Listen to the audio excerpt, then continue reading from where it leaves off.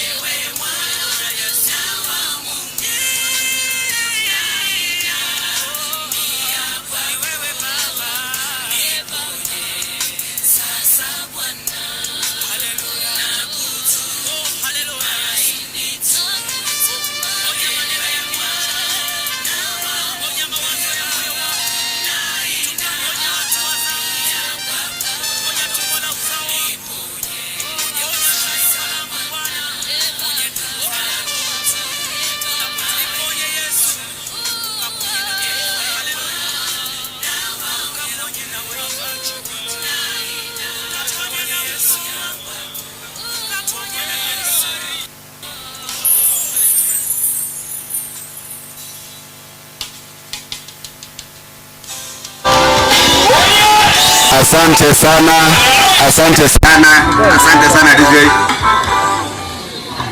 Sasa tunashukuru sana kwa utulivu wenu kuingia kuketi vizuri. Ni rasmi sasa tunaanza mkutano, maana wachungaji wameingia, familia imeingia, imeketi, mwili iko hapa. Baimote na inesi parking mate gari tole biro ko moi karanse tota ete abantu mobe orderly so that we set off. Bila mono sana. So wakati huu rasmi sasa nakukabidhi mchungaji ili afanye ombi la kufungua mkutano huu, kisha baadaye tutakuwa tunawapatia uelekezi mwingine. Inki keko bwati yoi kerabana iga. Mchungaji, asante na karibu utufungulie mkutano kwa ombi.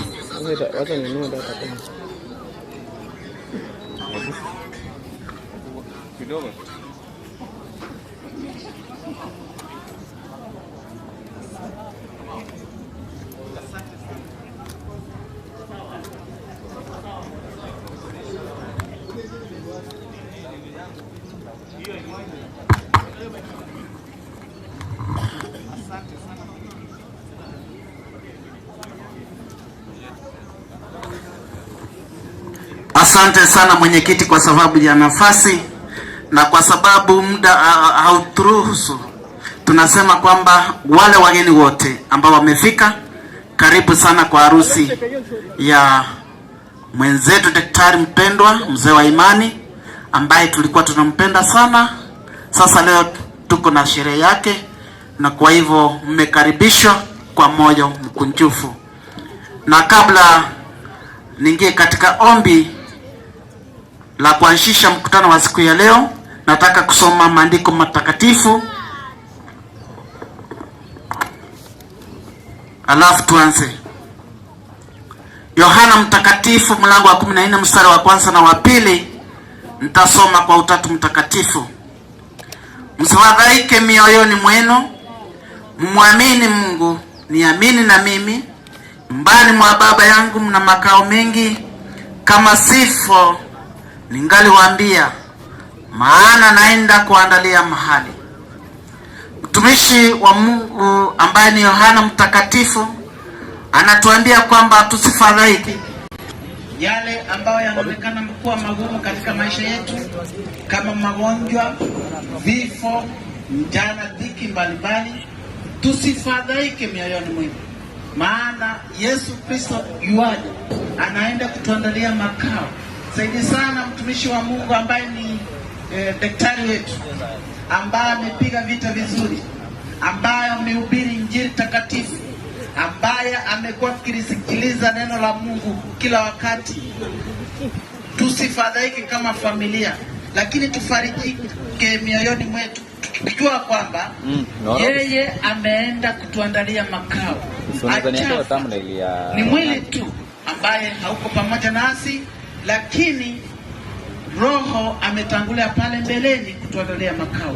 Kwa hivyo tusifadhaike. Kwanza niliziweka zote mbili mpaka na hapa niliane. Nayo inatuambia kwamba kila kitu kina wakati wake. Kuna wakati wa kufa, kuna wakati wa kucheka, kuna wakati wa kuomboleza. Na kwa hivyo haya yote ambayo yametimika kwa mwenzetu ambaye amekwisha lala, daktari wetu, ilikuwa ni mipango ya Mungu. Tusifadhaike ndani ya mioyo yetu, lakini tuwe na furaha kwamba ujiochi ndani ya moyo wako, kwamba siku moja na wewe ukilala utakuwa umejiandaa kama daktari wetu alikuwa amejiandaa. Kwa hivyo ni heri wewe na mimi tujiandae, wakati wa kufa ukifika tupate kwamba tumejitayarisha kuingia katika makao rasmi pale mbinguni. Kwa hivyo nataka kuambia kwamba tusifadhaike ndani ya mioyo yetu, tusihuzunike sana, maana tulipoasi pale katika shamba la Edeni tuliambia kwamba hakika kama ni kufa tutakufa. Kwa hivyo wewe is alive, piredi kwamba utakufa na wewe, lakini ukifa utakufa kwa njia gani? Jioji na ujiulize ndani ya moyo wako. Kwa hivyo tusifadhaike, tufurahi kwamba Mungu amemuita huyu mwenzetu kwenda kupumzika, lakini na wewe ujioji ndani ya moyo wako, siku moja na wewe utalala. Ujue kwamba vivyo iko, lakini tujidarishe, kwa sababu Yesu Kristo kupitia kwa Mungu kupitia kwa mwana wake Yesu Kristo ameenda kutuandalia makao, na hayo makao tumeandaliwa ni makao ya uzima wa milele. Kwa hivyo ni lazima tujioji ndani ya mioyo yetu, tujitayarishe, maana tukui siku wala saa huyu Mungu atautisha ufalme wake hapo ulimwenguni. Na ningeomba tusimame zote tuweze ku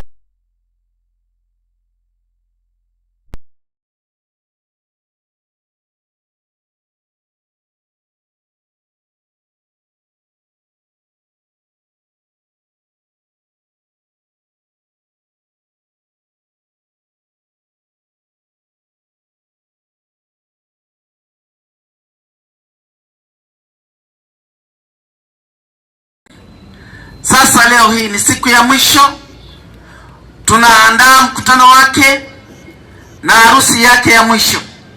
Wageni wake ambao watakuja kushuhudia harusi hii nimewajilia mikononi mwako.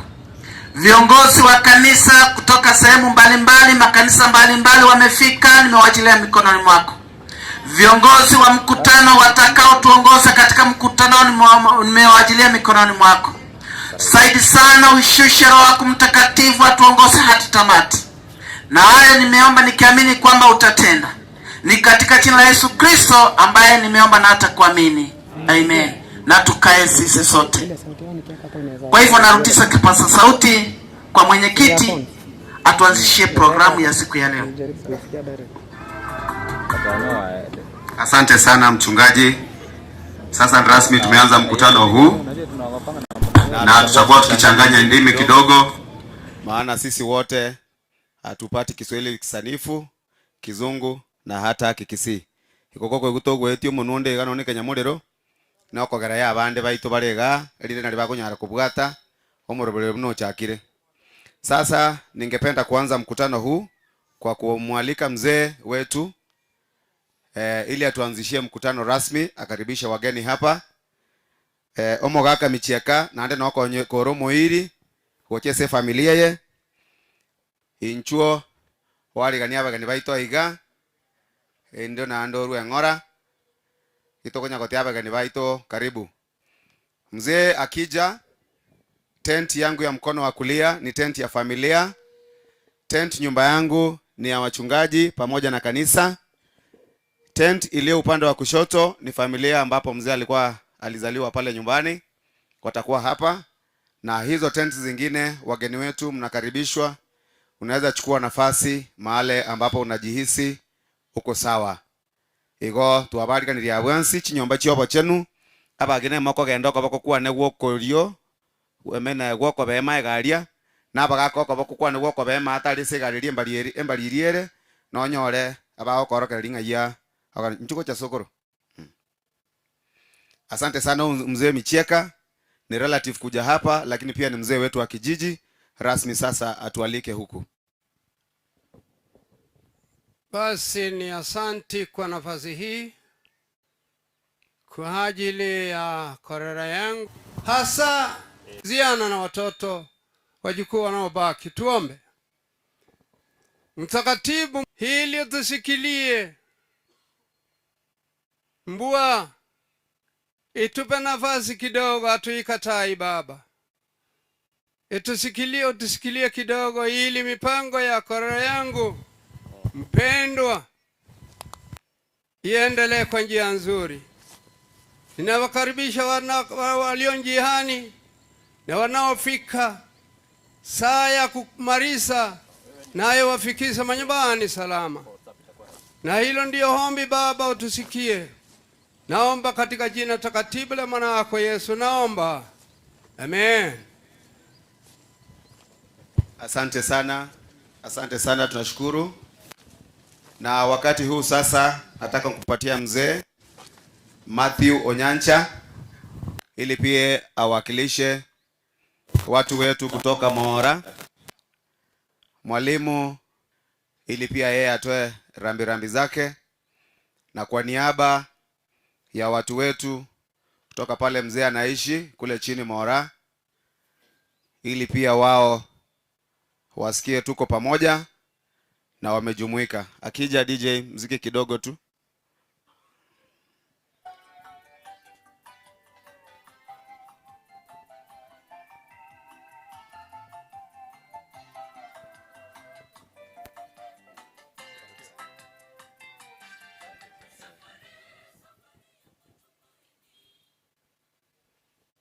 Nimeshukuru kwa nafasi ili niwakilishe wale wenzetu wa kijiji kama nimeambiwa hivyo.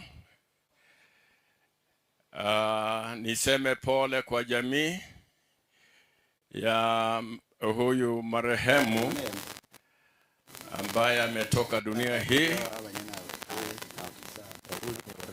Kama yule ambaye anaishi na familia hii hapa kijijini, ningependa kuchukua nafasi hii kuwashukuru wale wote ambao walipata wakati wa kusaidia ili huu mpango ukamilike.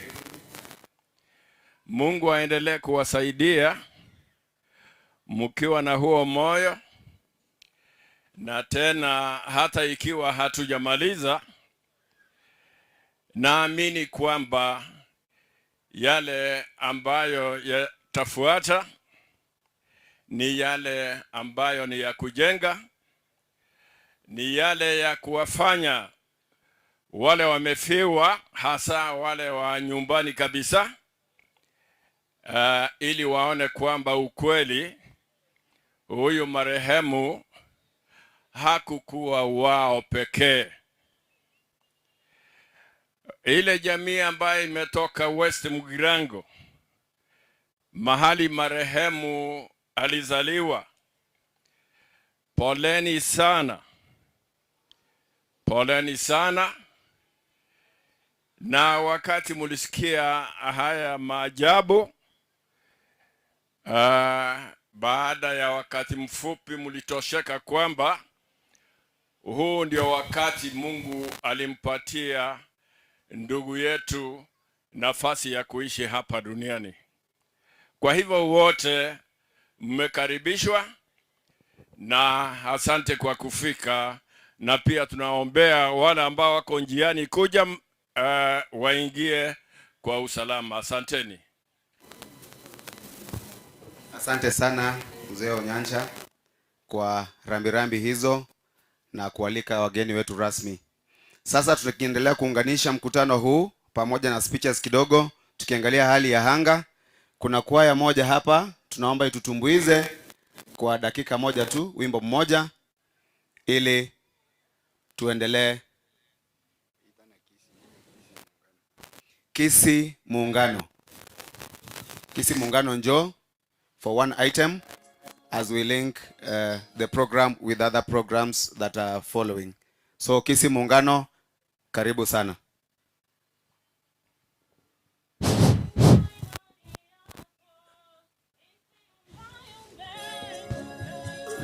Yeyote ako na nyimbo, tafadhali ukuje ujisajili hapa mbele ndio upate nafasi ya kuomba, ya kuimba. Kwa yeyote kama iko hapa, tafadhali usijazili hapa. Tafadhali. Isiumbayumbe, chunga imani yako iwe imara. Isiumbayumbe, chunga imani yako iwe imara. Vijana imani yenu isiumbayumbe, chunga imani yenu iwe imara. Isiumbayumbe, chunga imani yako iwe imara. Wazee imani yenu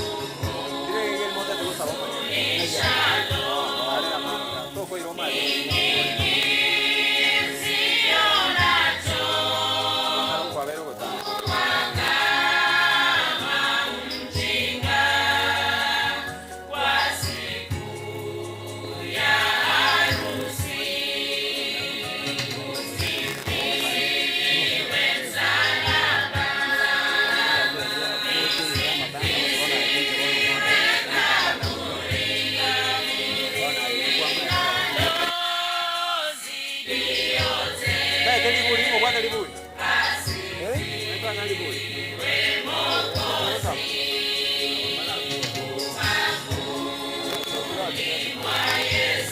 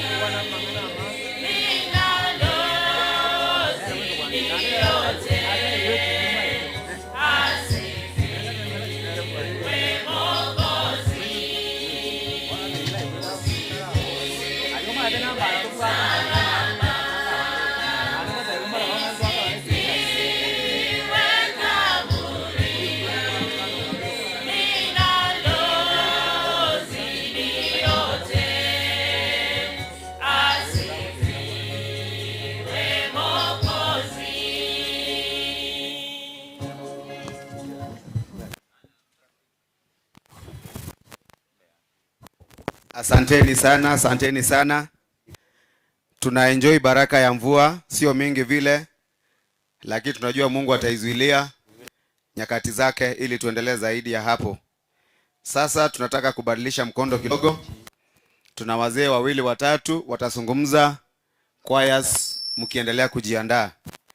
Hivi sasa kuna mzee ambaye ni uncle, anaitwa Uncle Charles. Uncle Charles? Uncle Charles wikira? Uncle Charles wikira? Tako abo embura uncle gindeli ibuli na bata bibarete.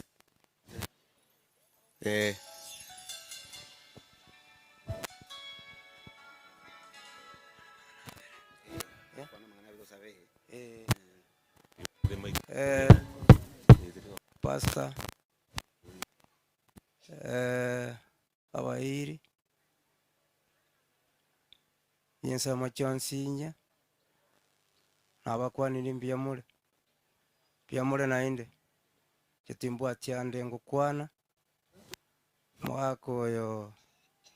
mwaka olengo masemi umuya ono lochenga twapotesre mwaka umuya bweng'encho gento ndasabe masikani abana baye mong'inoye amasikani amaya pamoja ntogasokona koiguna ndi mang'ana ndi korwa egekogera mwanya bantira aibwata amang'ana amange ekobeta beta bante ebichara ng'akora igo gotimbwa ati amange ngokwana narayo amake mbiyamo naso gontegerera.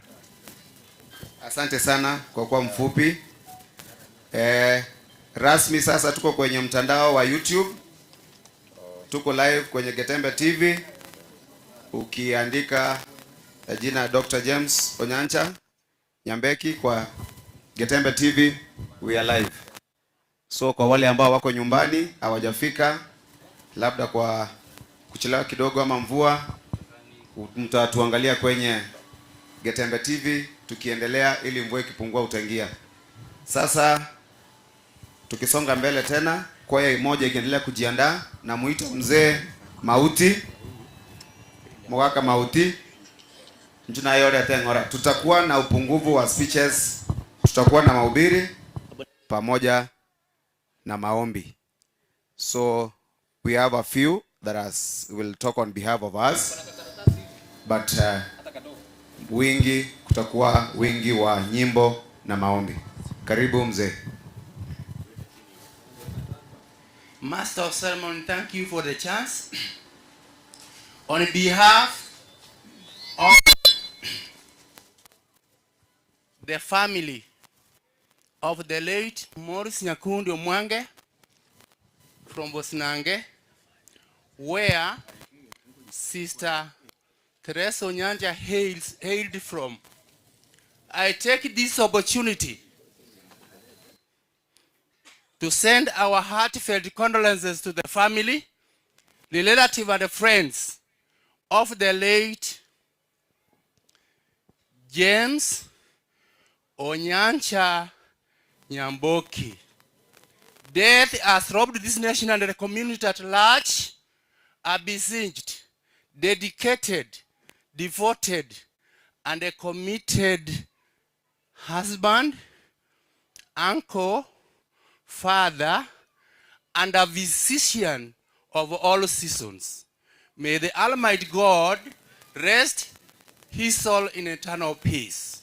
Before I conclude, I wish you safe journey to your various destination. Thank you. Abantu ba minto bali barunya chenge Teresa ruete moimoke mo salute. Where are you? We are with you, my sister. Take heart. Thank you. Asante sana. Nimefurahia jinsi umezungumza na uwakilishaji huo mzuri kwa wale ambao mmekuja nao. So nafikiria nyakati labda hamtapata fursa nyingine. You have been well represented. So on that note, is the choir ready? Yes, with one item. The choir is Zion, please. Zion with one item.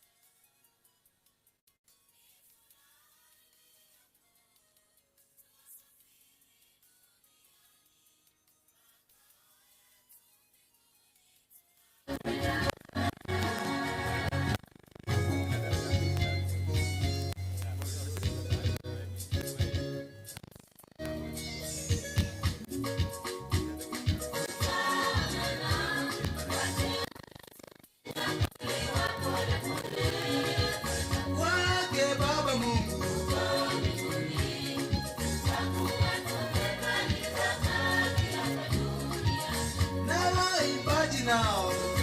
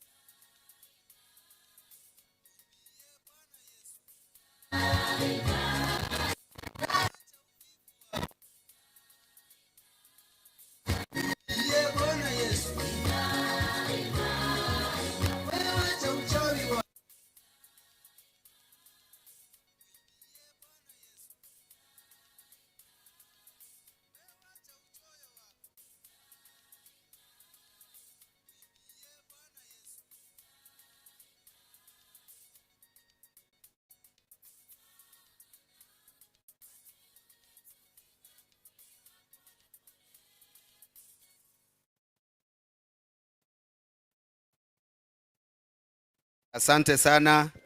Asante sana. Napotu atagete igo. Na ndasi nini abande munye kuyarigani daraja 2 Central SDA. Baada nitamaliza wasungumzaji wawili ambao wanazungumza, muwe mfanya maandalizi ya kuleta nyimbo zenu. Igo ikirabono iga ndaito mugaka masereti ngayari. Mugaka masereti. Tunayorere.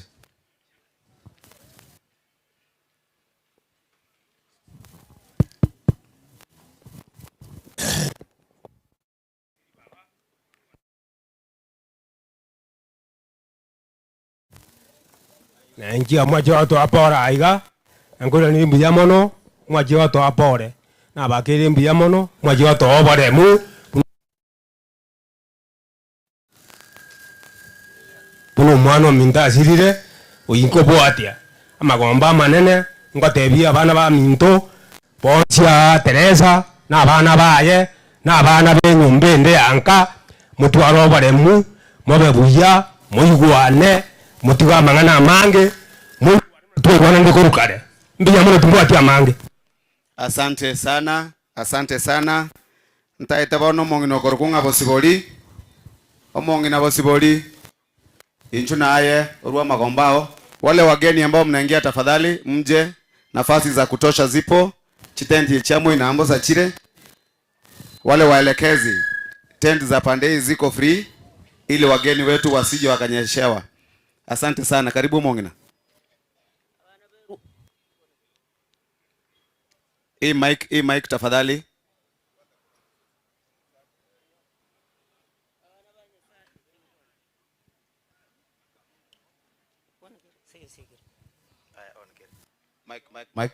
Mic. I think there's a problem with that mic tafadhali.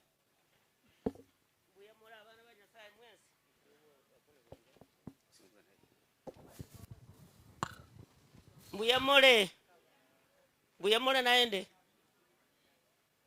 itagani toko ine nga mbuyamole asoma nene Nyasaye no mwejinga kichionsi oyo toletiro bwaro boiga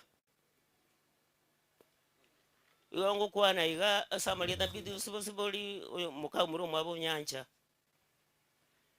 mbuyamole kiagara toko ine itagani nga Nyasaye mbuyamole andi mbuyamole nero toletiro getie keiga mwana minto tabwata mangana nero moneno minto twalko nyama goso twaminyoka ono chire nabo togo isanika ngana maene makweli na rororo otokolemereri bana ba minto mwana minto Teresa bona bana bao na bana bali bande benyumbende Nyasaye bagate na inde chinga kichionsi Teresa minto naye bono begete gotiyo nyanja naende naye ni yao Nyasaye kole michinga kichionsi nero gokolemia bana bao abana nabaya bali naende bwata masikani ande bagenda na masikani ayu mbuya mono naende mbuya mono Nyasaye uitono muya chinga kiyechiga twaikire bono asiri tukirigali ara tuchi kwa ni mwana minto into turagendo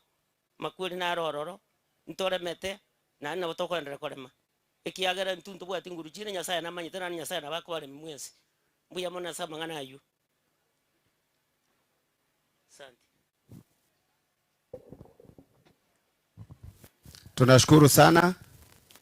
Tunashukuru sana kwa mama kuzungumza. Hope daraja 2 SDA Central mmekuwa tayari. Asante sana. Asante sana.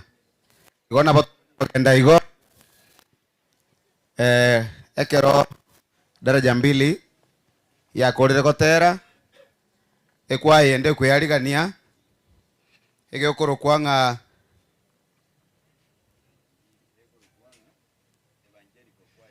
Evangelical Choir Itirio. Immediately daraja 2 Central wanamaliza, mnachukua usukani. Asanteni sana na karibu.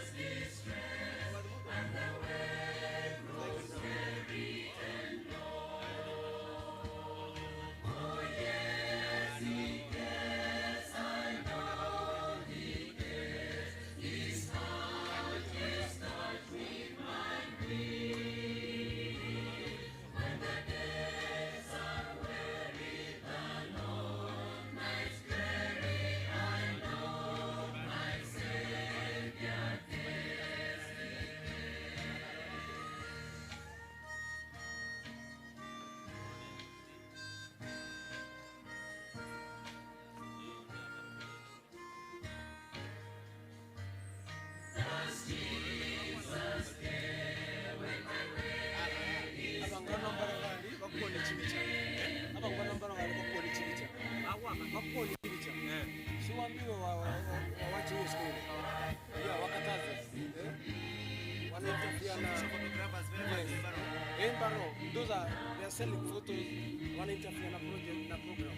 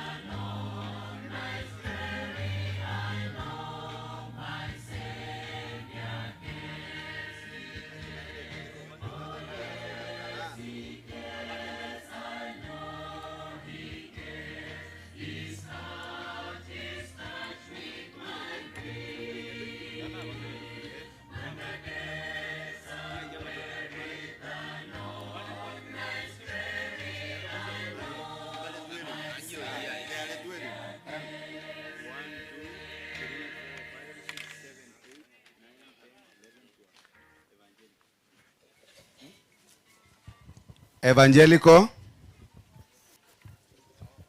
Mmejiandaa kweli? They are official photographers of the family. They are official photographers of the family. Wale mnafanya biashara ya kupiga picha, hatuwakatazi, lakini wacha kuzunguka kuzuia, because we want the cameras to get the right photos. So please watch on how you are doing your business kindly.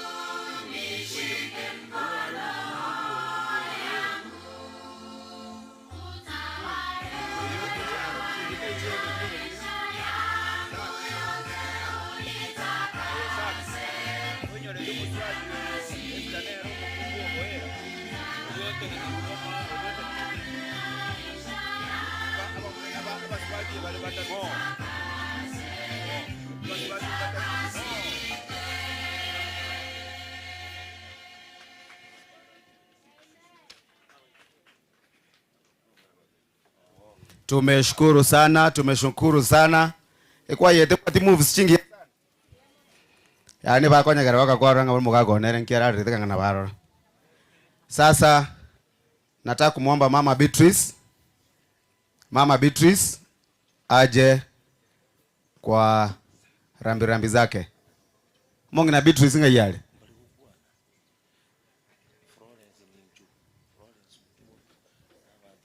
Beatrice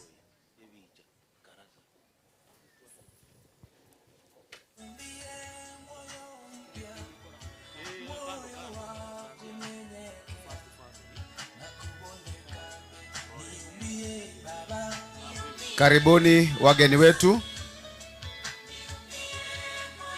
Karibuni. Mongi na Beatrice nga yale. Ajaingia.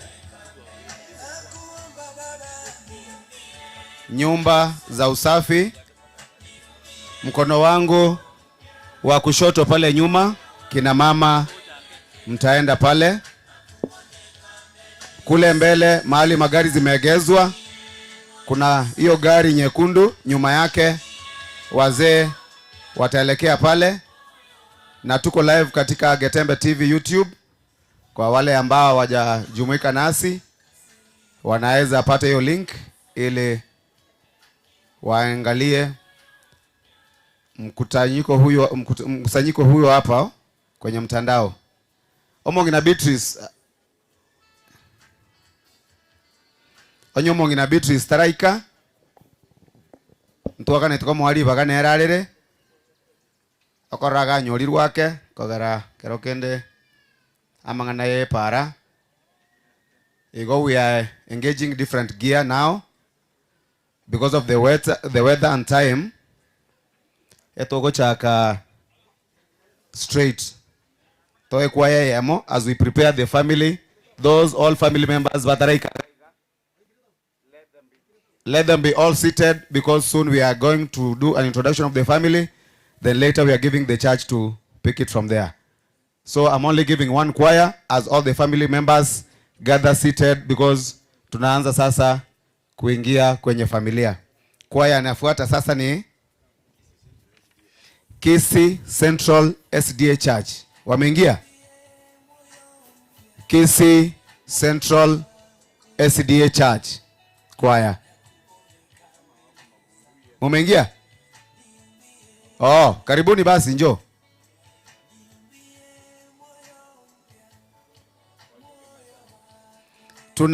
Tunajaribu kuharakisha kwa sababu ya masaa.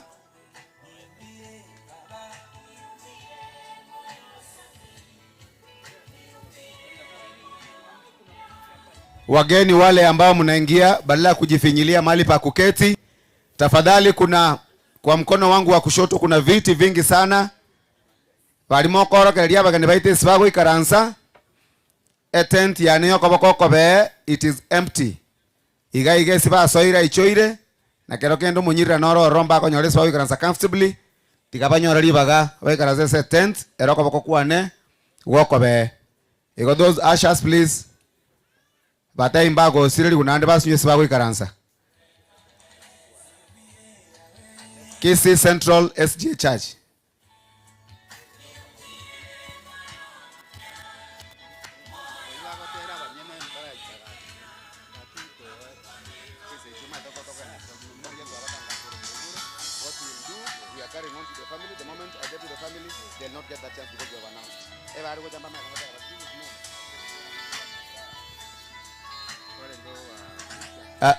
Nimeelezwa kwamba mzee wenye akona hawana sauti yenye kwa keyboard. Tutangoja kidogo hao hapo njiani.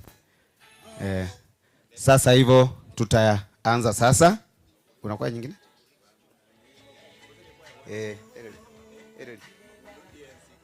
Mabundu DLCK. Pardon? ELCK. Montana bago sira. Kamuranche kuja. Ninataka kwaya moja imbe ili tufanye maandalizi ya kuanza kujulisha familia. Kabla iharibike. Iko ni yote hiyo? Evelyn, there is a lady mwenye aliandika hapa inaitwa Evelyn.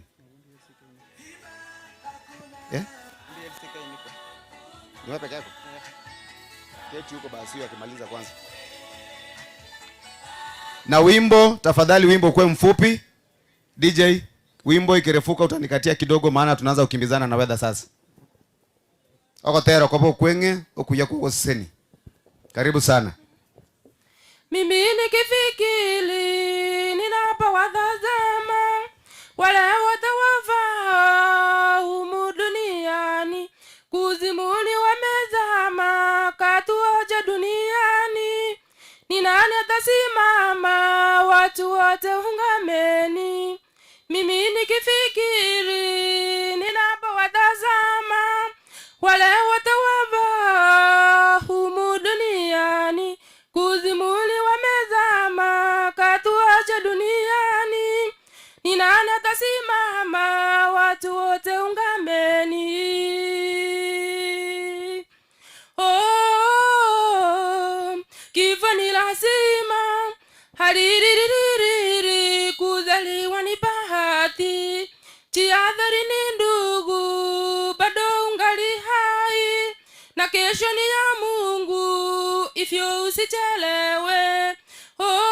Oh, kifo ni lazima, hariririri, kuzaliwa ni bahati, jihadhari ni ndugu, bado ungali hai, na kesho ni ya Mungu, ifyo usichelewe.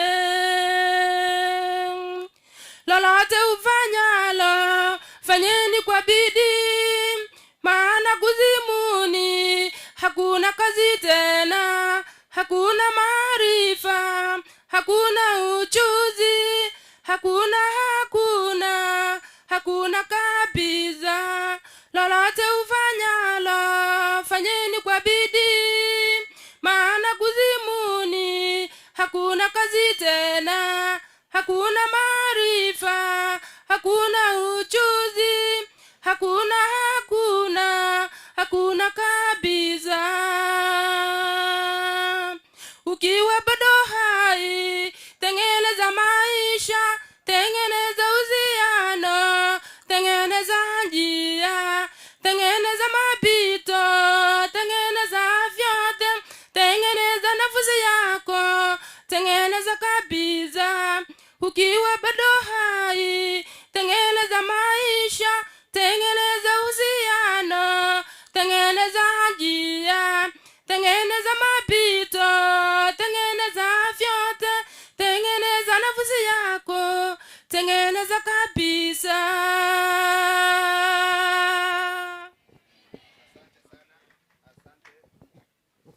Asante sana.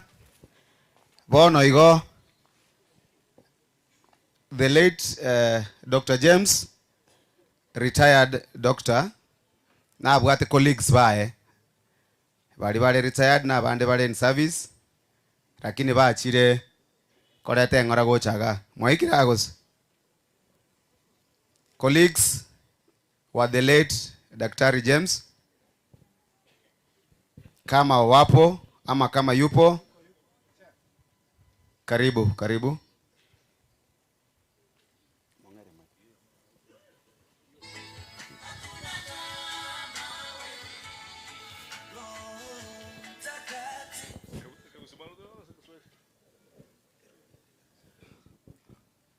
Basi asante sana. Kwa jina naitwa Wycliffe Angwenyi. Nilibaitika tukafanya kazi na the late Dr. Onyancha Theater miaka 5. Baada ya lisafo tena nikapelekwa kwa Teresa, alikuwa anafanya section ya psychiatry, mental illness. Tulifanya na yeye kwa miaka 5 pia. Onyancha was a very active man. Ndiye alinifundisha. Kwa maana nilikuwa nimesaa kaa nje over 10 years. Sasa kwa Brooklyn Theater ilikuwa kitu kigeni. Akanifundisha kazi ya theater. Tukafurahi kufanya kazi na yeye kwa miaka 5. Alafu ndio tena nikaenda tukafanya na Teresa psychiatric ward. Na yeye pia akanifundisha for 5 years. Hawa ni watu wazuri, na tena tunasema Mungu andaye kulinda watoto wao na familia endelee. Hawa ni wenzangu, waje wapate pia waseme neno moja. Watazungumza tu majina. Nilikuwa nafikiria nitawaita kando ambao ni colleagues wa mama na mzee, lakini maana mmekuja wote, semeni tu majina tafadhali kwa sababu ya muda. Hamjamboni. Mimi kwa majina naitwa Eli Odhiambo Ouma. Tulifanya na the late Onyamboki hapa Kisii General, na tena Nyamboki alinifundisha nikiwa student hapo Kisii MTC mwaka wa 77 mpaka 80. Na mama tumefanya na yeye psychiatric unit mpaka nimeenda retire 2070.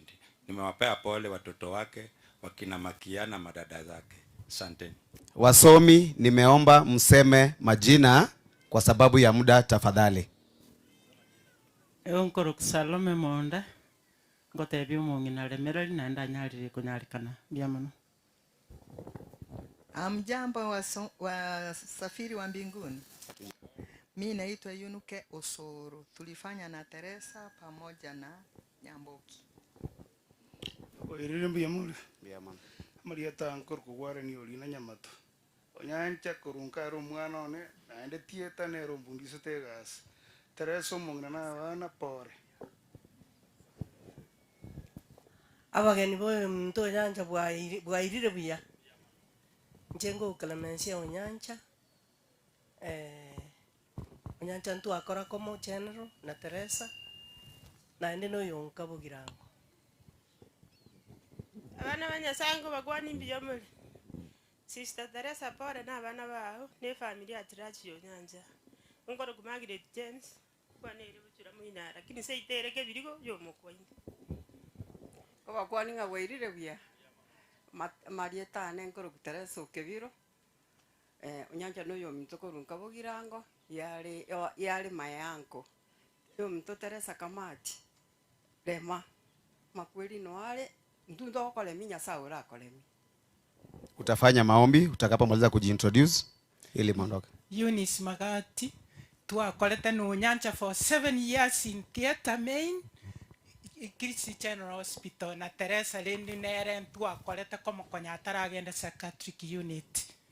To sabe monene tatole igoro biamona sema mbia bono wato ikirie se safari yo moeli ya James omonene tata no mumanyete naende no manyete sikwa mubekire intuntori kogosaba mubeke bono iga James ige choge tole moyo na no mukristo lenge bwa kanisa twachete igora aliterio omonene ori Lutheran tatole igoro Teresa kumutigesa amaboko una abana baye ubagate na kubaremia na kubaruseria ubwoba erinde bareme ime yao ama yakoreke naenda yegwe kotigara umuchi oyo kubarinda na kubagata seria tara Yesu yoro mobori yetu. Amen. Uncle John tafadhali. Uncle John.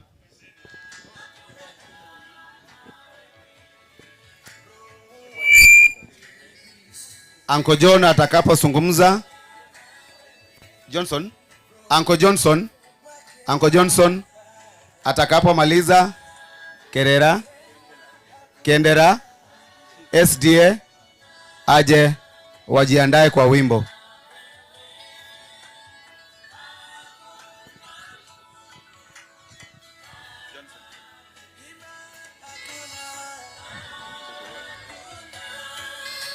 Muna mwaigwancha Marieta nguru Johnson Nyabero.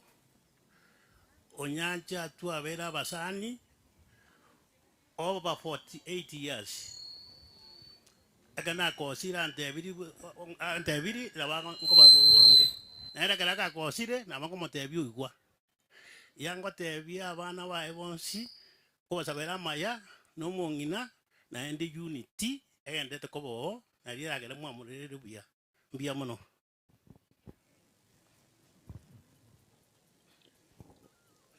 Igaba nakwaya Nchubwango. Wanakwaya watakapomaliza wanakwaya watakapomaliza, Chief Ogeto utakuwa tayari uje utoe rambirambi zako baada ya kwaya kumaliza.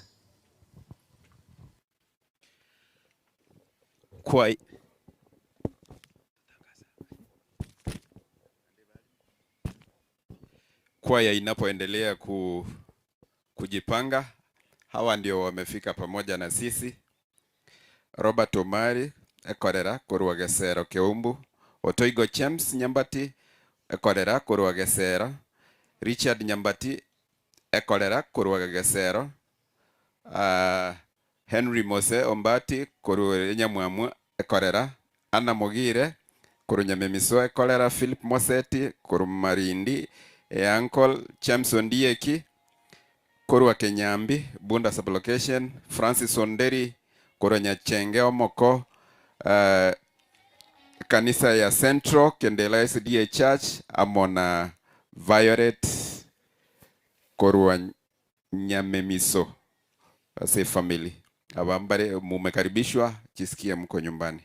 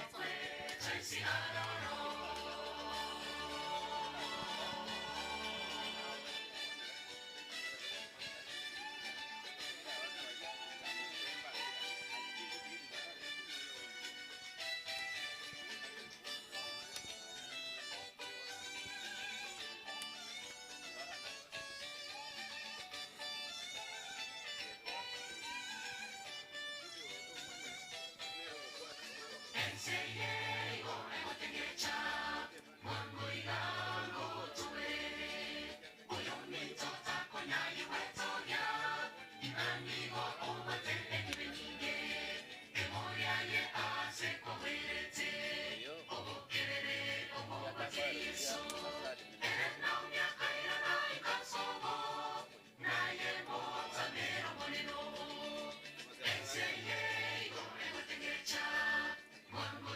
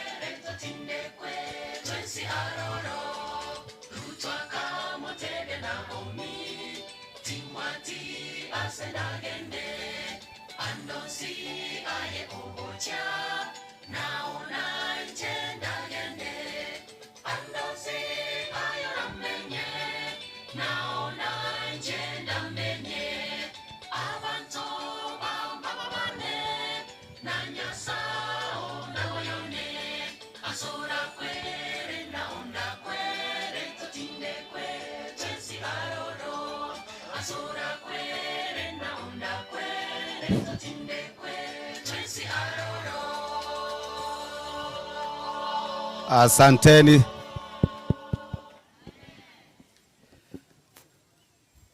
Chikolere cheito cheikiraiga.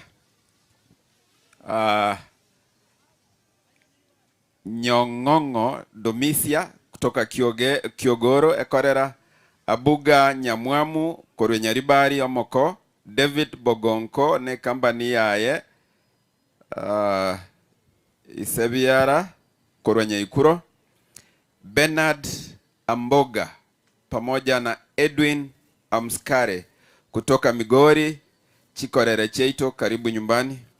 Eric Angogo na Joyce Mobisa korwa Nyamage karibu sana.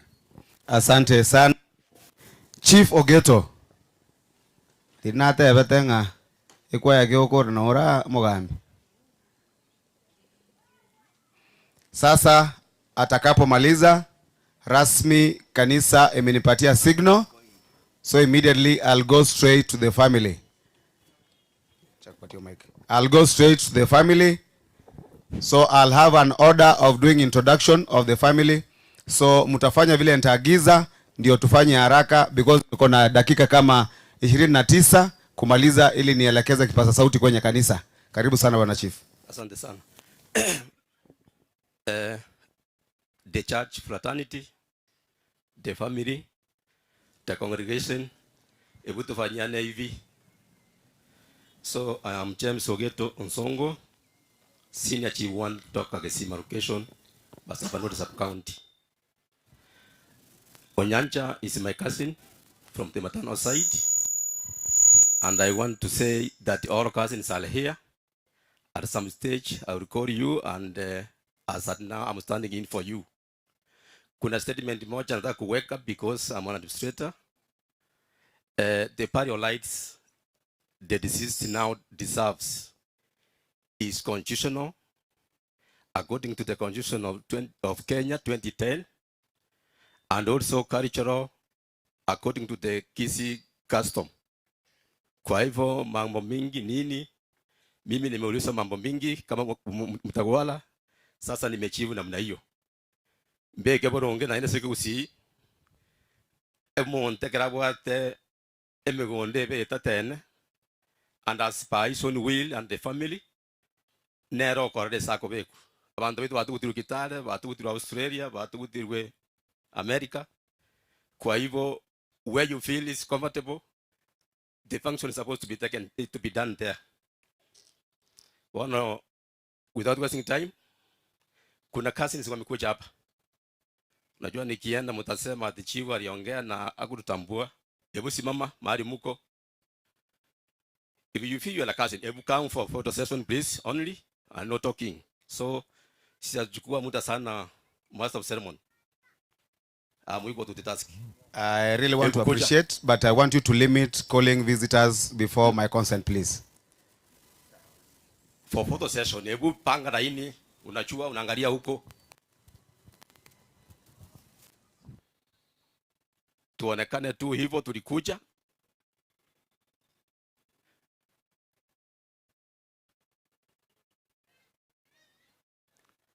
I think it is done.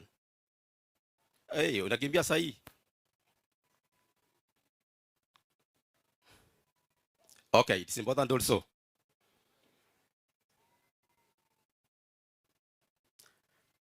Up to this time, I'm done. Asante sana. Saruti kamanda mwikaranse, saruti kamanda mwikaranse. Biyamano nyasaba seni. Gichana nyachire kolera koronye tieko karibu. Sasa ni wakati wa master of ceremony peke yake kuzungumza, mpaka wakati nitatoa kipasa sauti kwa kanisa nizimie hiyo mic.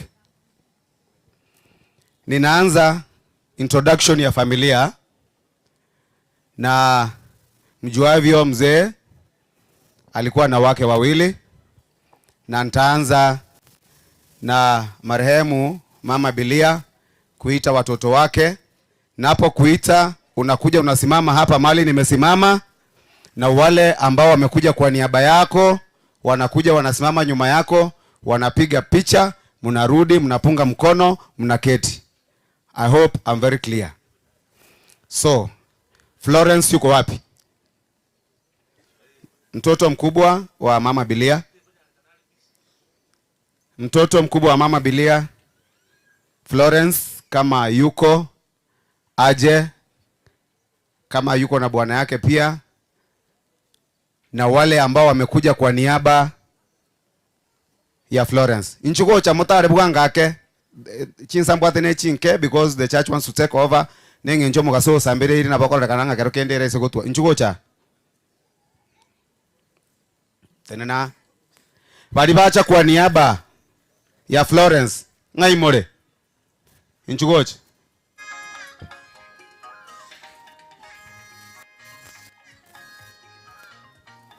mogote na moko rigeria kamera gochiaria tenena abuo twatara bwanga ke kwa gere chinga kikamuranche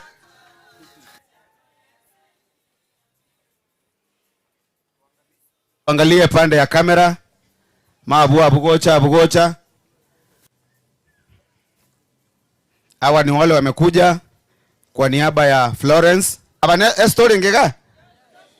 Haya Esther Nchubwango. Esther. Bali bakoba Esther gocha. Gochimoko base korete ngora. Wale ambao walikuja kwa niaba ya Esther, tafadhali tutembea haraka, tumsalimiana baadaye. Ayo ulikuwa kwa nilia banta bange karati gae kati gaba ndo bacha baucha mutu abara kwebicha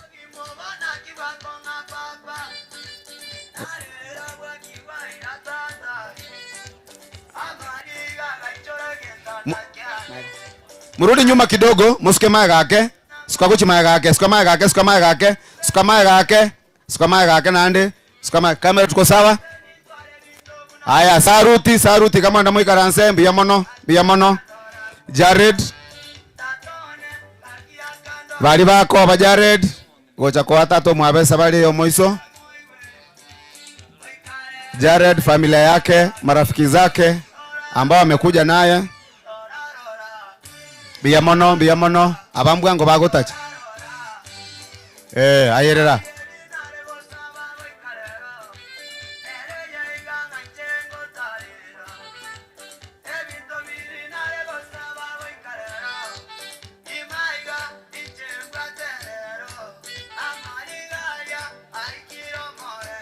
Haya, mongina naye toka nyete. Kamera. Tuko sawa? Aha. Bia mono saruti bia mono. Oine muromo nene bo omogaka na ande somo ngina Bilia. Boera ngayale. Boera and the team.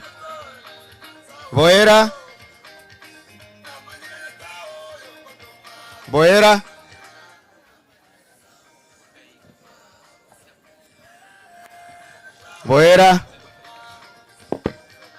asante sana. Inki abantu mbali bakungungura kurwa inki kiaba anchamo baba tegereri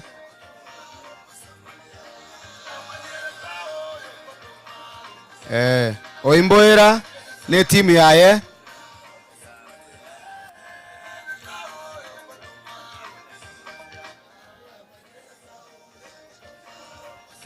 Kamera tuko sawa? Unajua ndio waelekezi wangu. Tuko sawa? Haya, pungeni mkono hivi, saruti abantu baito mbia mono abuna basani babwera ganda mwikaranse. Sasa tumemaliza familia ya kwanza ya mama Bilia. Sasa tunaingia kwa familia ya mama Teresa Binyanya. Mama Teresa Binyanya, mtoto wake wa kwanza Jacqueline aje mbele. Jacqueline na wale ambao wamemsindikiza Jacqueline kwa kuja kumpatia safari ya mwisho babake daktari, muje mjiunge naye katika picha hii.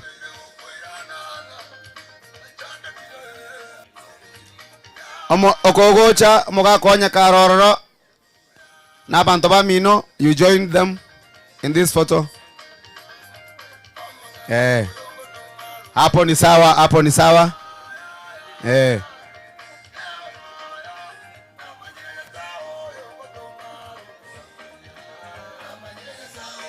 Tutembea haraka kidogo, anko yane na watare wangake ngono mugusole.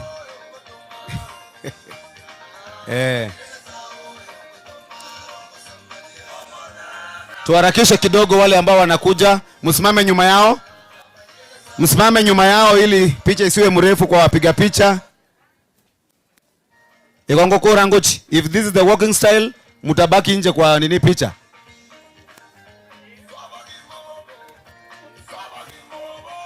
Tuko sawa kamera? Haya, sarutiga. Mbia mono enda mketi. Tumpate dada yetu Emily. Dada yetu Emily na wale ambao wamekuja kwa niaba yake ili kumpigia buriani baba mzazi.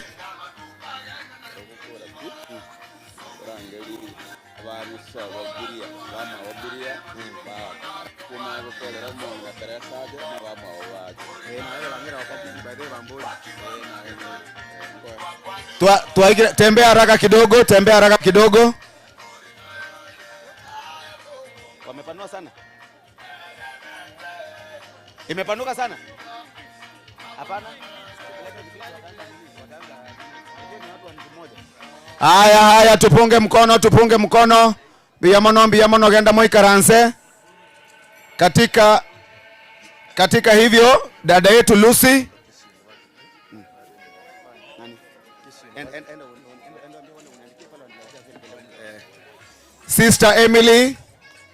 Sister Emily na wageni wake wote msimame hapo, mchukue picha. Sukangeiga moko obwa kobera uchana ri kamera kubugata. Huyo ni sister, huyo ni Lucy. Yes. Mwaikire bia tenena bia kuchiaria.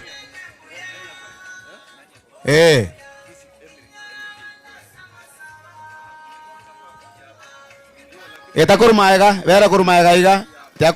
Vera kurmaega iga.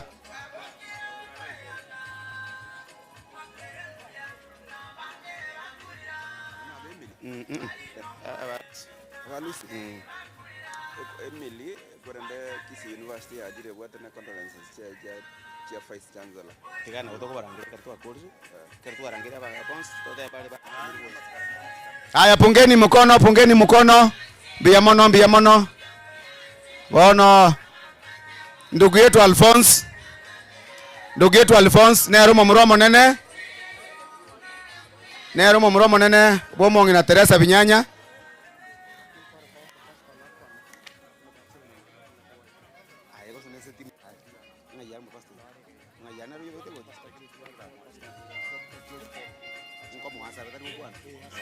Haya, Alphonse bari bacha ba Alphonse bonsi mwaikira.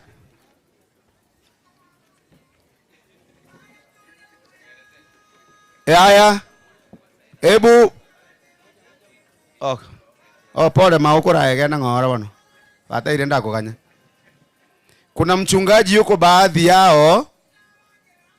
Kuna mchungaji Dr. George yuko pamoja na hawa ambao wamekuja kwa niaba ya kijana mkubwa wa familia hii ya Binyanya, Alphonse. Pungeni mkono hivi, muache mchungaji akifanya maombi, mikono ikiwa juu hivyo. Mchungaji tafadhali fanya ombi ili warudi waketi. Bwana Yesu asifiwe. Tunashukuru Mungu tumekuja kuomboleza na jamii hii. Wacha na tuombe. Baba, katika jina la Yesu Kristo tunaombea familia hii. Mungu Baba, ukawatie nguvu. Najua Jehova Mungu tunaweza kuwa tunasherehekea maisha, lakini Jehova ndani yetu kuna yule mzee ambaye ametuacha. Tunaomba Bwana ukatie kila nafasi, kila pengo ambayo imebaki. Roho wako Mtakatifu akaweze kuwatia hii familia nguvu. Pokea utukufu Jehova, ukabariki kila mmoja aliyekuja. Na ni katika jina la Yesu Kristo tunaomba na kuamini. Amen. Asante sana. Pungeni mkono mkienda kuketi. Then tuko na Vero. I think ni Veronica. Hao walikuwa wanaandika wamerembesha ati Vero. Keti, simama hapo Vero na watu yako. Simama watu wake hapo, ama ameenda wapi? Haya. Endeni basi, akija nitamuita. Mtaketi. So Veronica tutamleta baadaye tena. Maana sasa tunaelekea kwa Philip, nimeambiwa sasa hivi ukisema Veronica tena unasema Vero, ukisema Philip unasema Philo. Sasa watu ya Philo hapa gani ba Philip inchuko cha motuga iga. Nimeona madirector wengine wenye najua town, lakini sasa tutajua vile tuta slot baadaye.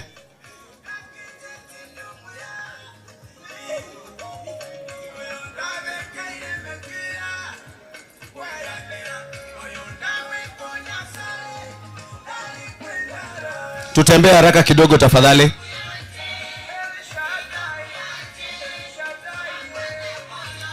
Kamera. Utachukua kila mtu, kimaliza unanipatia signal. Tuko sawa? Tuko sawa?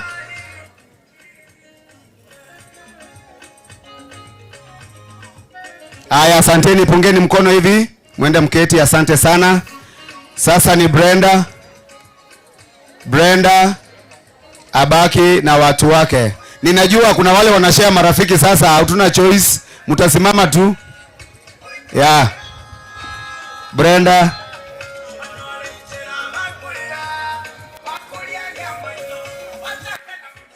Tupunge mkono. Asanteni sana. Wapi Rose?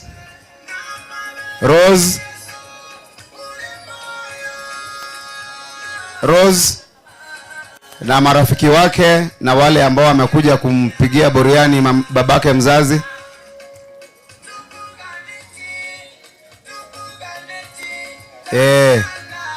Kuna wenye wanatoka kwa viti?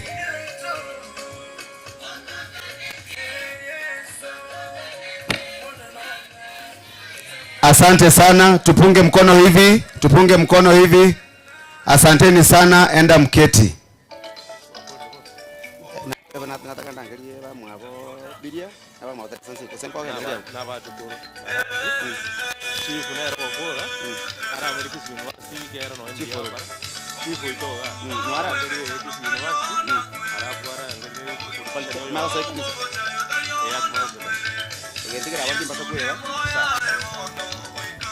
Asante sana DJ. Sasa kuna mandugu zake na madada zake Bilia Nyanchoka. Bamuraba mwabo na baswati ba mwabo Bilia Nyanchoka oyole mongina wa daktari Inchuga.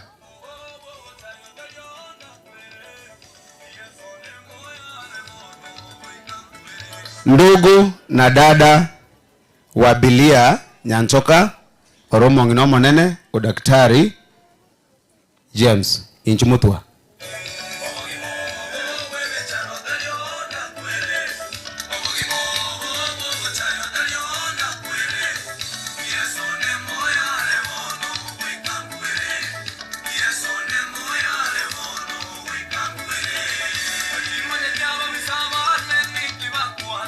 Aya, chukua picha mzuri ya kumbukumbu hizo.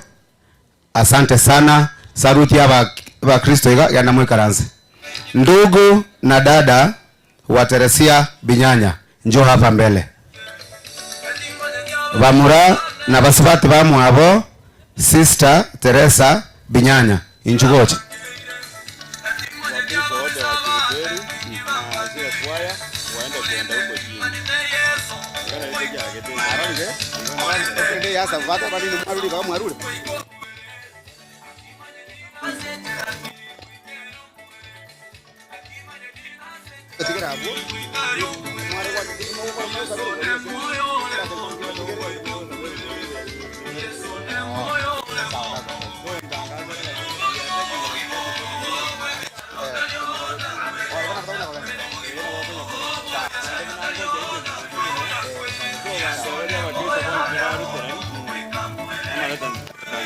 Wakristo wote karatiga kirangora kai nkiekiko. Wakristo wote wa kanisa la Lutheran wakusanyike pale karibu na lile gari ambao lilikuwa limebeba mwili na zile kwaya ambazo zilijiunga nao, so mjiunge pale.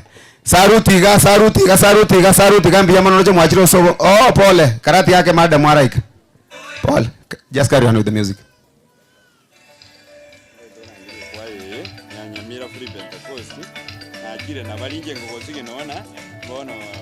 Etera bona niandikira orore nikira sikurunsa sasa kanta mkimaliza mniambie.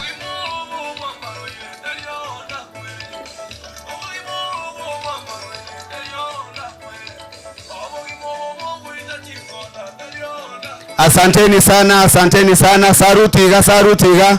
Asante kwa kuja kwa wingi. Enda mwikaranse. Tinda iko. Na kiole bwangu ni program. Bamramu wabonye jina wa mesiga wa nyanja.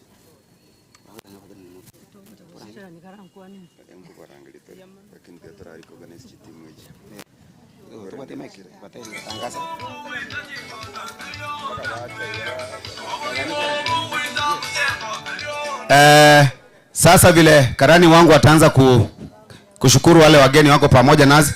Bamuraba mwabo na basubati ba mwabo the late Dr. Onyanja njumutuga.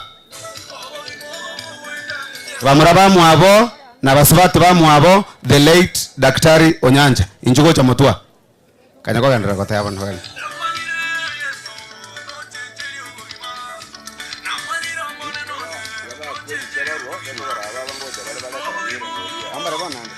Mata bandar jile ko finisa.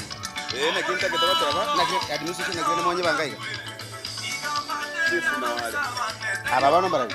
Abana bali timu eli acha kwa babo yonde pola abamba babo parana baru kuchiga. Sawa. Haya. Abana bamu ababonsi. Abana kidogo DJ. Hayo tupunge mkono. Mbia mono sana, asante Sogocha. I think you feel most welcomed. Karibuni sana, mweza keti. Vile wanaendelea kuketi, naomba timu ya Kisii University mahali Emily anafanya kazi muje kwa sekunde 2 kwa sababu masaa yetu yamekwisha. Kisii University tafadhali kuja. Na Kisii University vile inaendelea kukuja watu wa Almasi Welfare Team, if there is any representative, kwa sababu tunataka kuingia mambo ya injili. Uhuru Plaza Business Community tumewaona, na kama muko Chongea Gospel Embassy Team pia tumewarecognize. Hebu na tusikize condolences Vice Chancellor Kisii University. Na wasalimu waombolezaji wote hata kama tuko kwa mazishi. Hamjambo. Tuna huzuni mkuu. With great condolences we bring this condolence message to our sister Emery. Wengine wamekuwa hapa, I think ile time Emery alikuja wakaona mambo imeisha wakatoka, lakini kuna message hapa ya Vice Chancellor na pia mkubwa wetu mahali Emery anafanya. Kwa hivyo naomba tu hata kama masaa imeisha mnikubalie nisome hiyo message kwa familia kwa niaba ya Vice Chancellor ambaye hayuko, anahudhuria graduation pale Egerton. Kwa hivyo Emery, pokea condolence message kutoka chuo kikuu cha Kisii University. Kwa hivyo nikubalia nisome hii message. Dear Miss Emery Onyancha, we are deeply saddened to learn about the loss of your dear father, Mzee James Nyamboki Onyancha.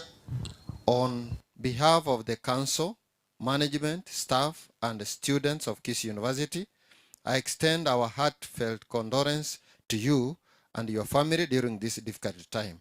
Losing a loved one is an incredibly challenging experience, and it can have a profound impact on your personal life and professional life.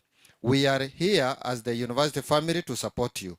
We are committed to providing a supportive environment for all members of our community. We recognize that grieving is a unique and personal process, and everyone copes with loss differently. I encourage you to take time to mourn and read encouraging word of God from various chapters in the Bible that offer great promises from our Almighty God. In the book of Revelation 21:4, Isaiah 25:8, and Thessalonians chapter 4, we have an assurance and hope that Jesus is coming soon, and we shall meet and live with our loved ones forever again. Our university community is a close-knit family, and we believe in supporting one another, though both joy-free and challenging times. Please know that your colleagues are here for you. Read and lend an ear to help whenever needed. During this grieving process, it is important to remember that healing takes time. Be patient with yourself as you navigate through the stages of grief. Allow yourself to feel the emotions that arises and seek solace in God. Once again, please accept our deepest sympathies. Our thoughts are with you and your family during this difficult time. May you find comfort and strength in the support of your loved ones, friends, and the entire Kisii University community. Yours sincerely, Professor Dr. Nathan Ogechi, the Vice Chancellor of Kisii University. May God bless you all, and may God continue comforting the family as even we look toward the second coming of our Lord Jesus Christ. Thank you so much. Asante sana. Sasa tunaelekea kikomo, na kabla ya hayo nataka kumuita assistant chief wetu hapa aje atambue wageni wenye wako kati yetu, kisha baadaye watakapomaliza ile kanisa ya Kisii Central ambapo mama anashiriki, mtatupatia wimbo hapo, tutafunga tuache kanisa ikianza mkutano huu rasmi kwa kumsindikiza mzee. Karibu sana bwana chief. Kisii Central itakapoingia, Pastor Morara atakuwa hapo ndiye anawaongoza. God is good. God is good. And all the time. Kwa familia ya James Onyancha pamoja na marafiki na wale wote ambao wamekuja kwenye ibada ya mwisho ya mzee, kwa njia ya heshima naomba mpokee rambirambi zetu kutoka kwa ofisi ya chief na administration. Mimi kwa majina ninaitwa Brian Onditi, assistant chief wa hapa daraja mbili. Najua ya kwamba katikati yetu tunao wale administrators ambao wametembea.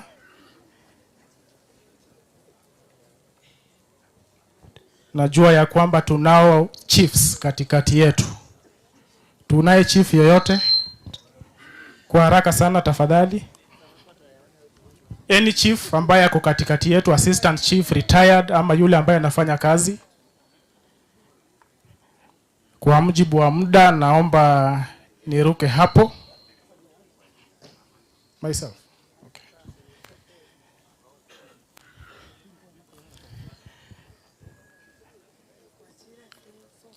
Bishop wa the Holy Lutheran Church pamoja na washirika wote, wacha niwakaribishe katika hii sublocation ya daraja mbili. Mjisikie ya kwamba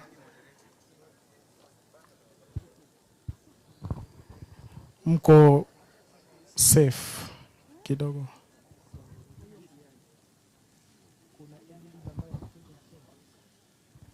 naarifiwa ya kwamba hakuna kiongozi yeyote ambaye amehudhuria kwa sasa.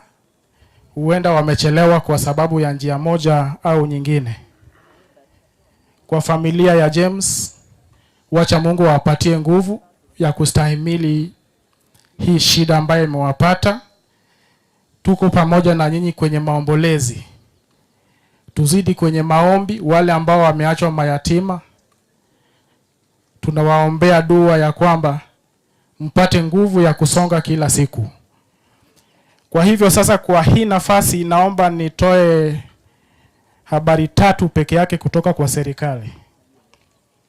Ya kwanza ni maneno ya Social Health Insurance Fund, ambaye ni insurance ambaye tunahitajika sisi sote kama wananchi tukae registered chini ya hiyo insurance, na kila household inafaa kujiandikisha na Social Health Insurance Fund. Ya pili ni maneno ya CDF.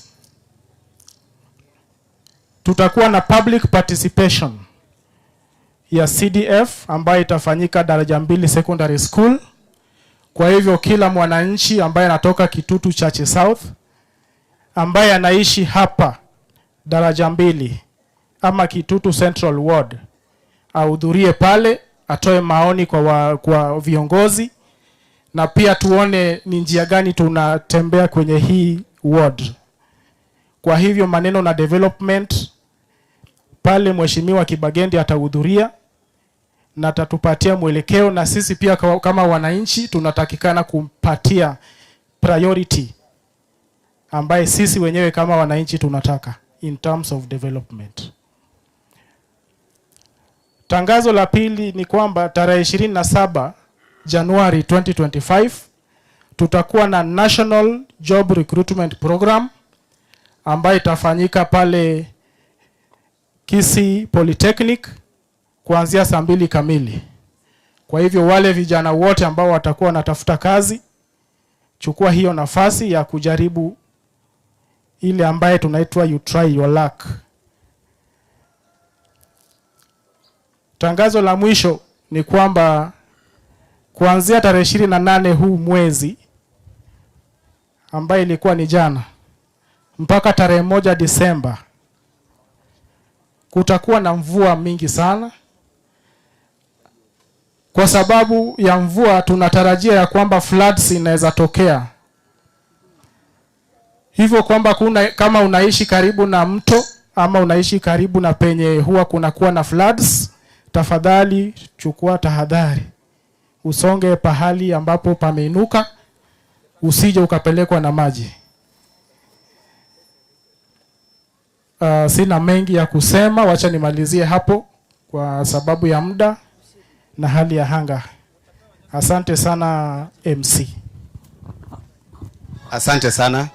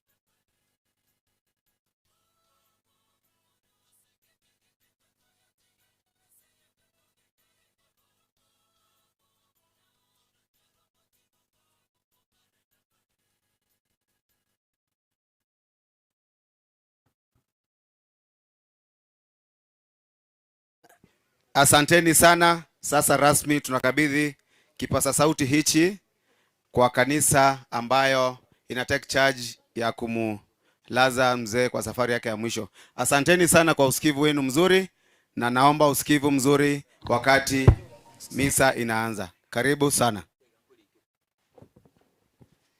Thank you very much. Asante sana Bwana Chairman kwa kutufikisha hapo, na kanisa linapoingia tafadhali tunaomba tuweze kuheshimiana. Kwa hivyo kanisa, wakati ni wenu, karibu. Tuendelee.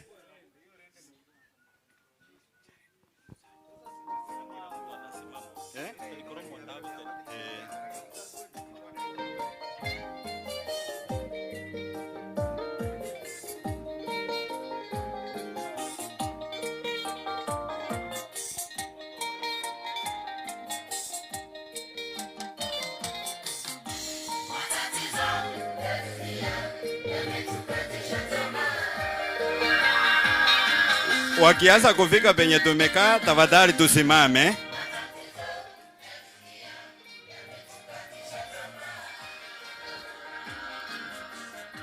Tulio na nguvu, tafadhali sote tusimame.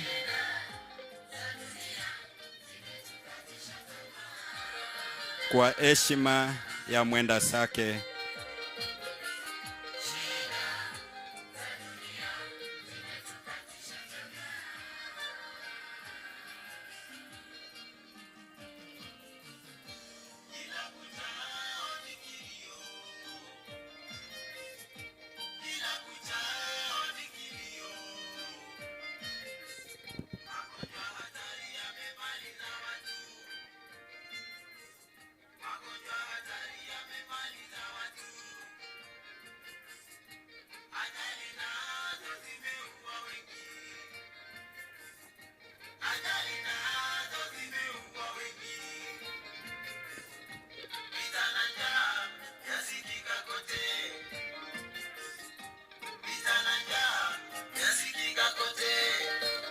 Hiyo ni kuonyesha mapenzi waliokuwa nayo na Daktari Mzee James Onyancha Nyamboki.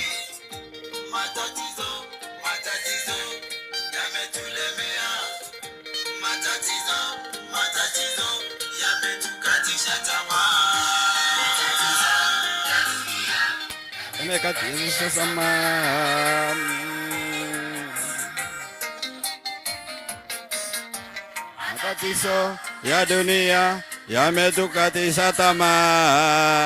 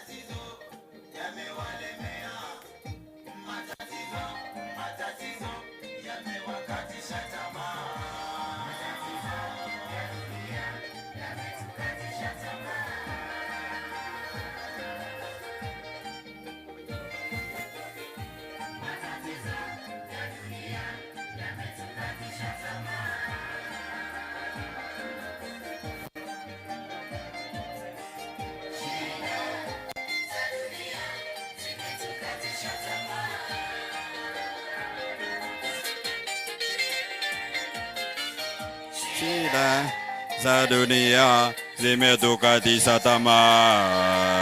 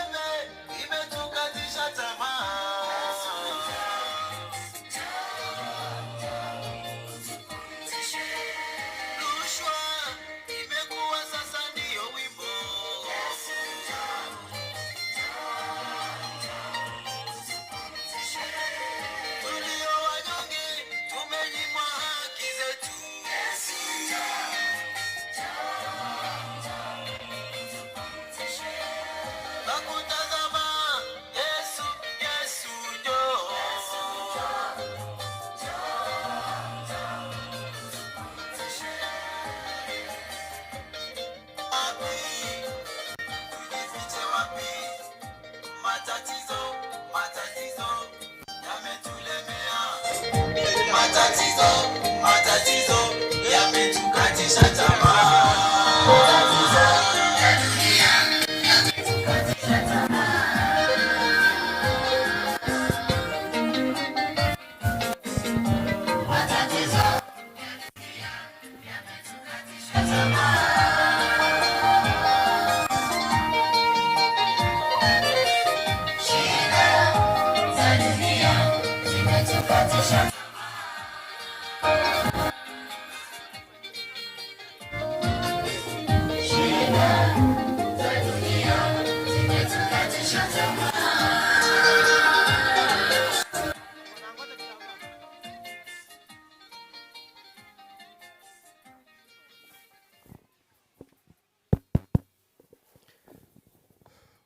Asante.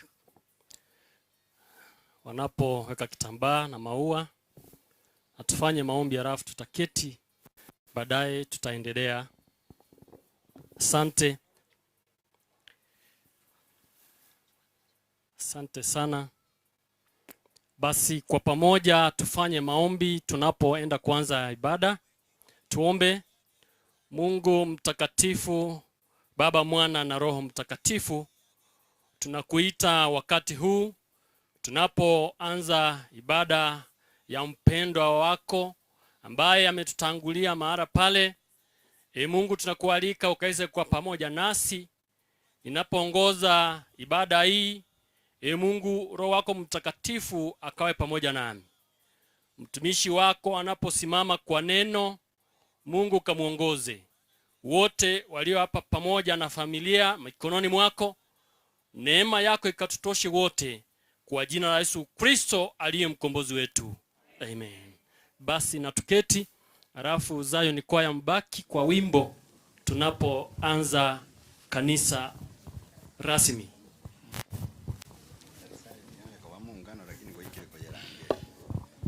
We never.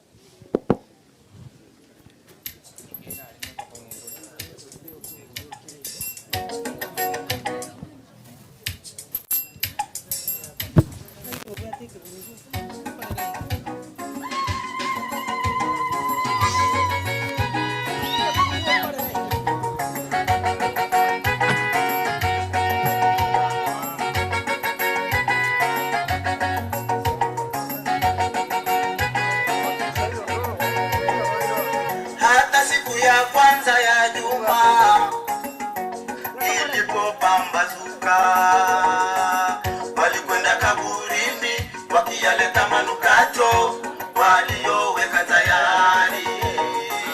Walikwenda kaburini wakiyaleta manukato walioweka tayari. Wakalikuta lile jiwe limevingirishwa mbali na kaburi, wakaingia wasiuone mwili wake Bwana Yesu. Wakalikuta lile jiwe limevingirishwa mbali na kaburi, wakaingia wasiuone mwili wake Bwana Yesu.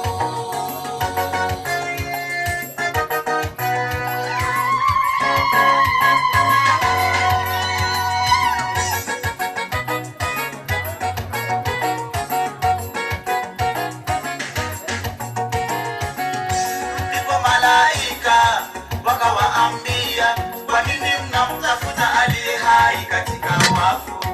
Ndipo malaika wakawaambia, kwa nini mnamtafuta aliye hai katika wafu?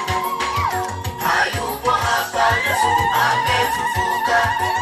Kumbukeni alivyosema nanyi akiwa Galilaya.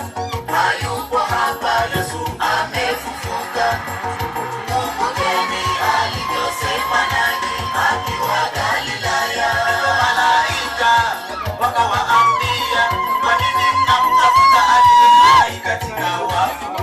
Ndipo malaika wakawaambia, kwa nini mnamtafuta aliye hai katika wafu? Hayupo hapa, Yesu amefufuka. Kumbukeni alivyosema nanyi akiwa Galilaya. Hayupo hapa, Yesu amefufuka.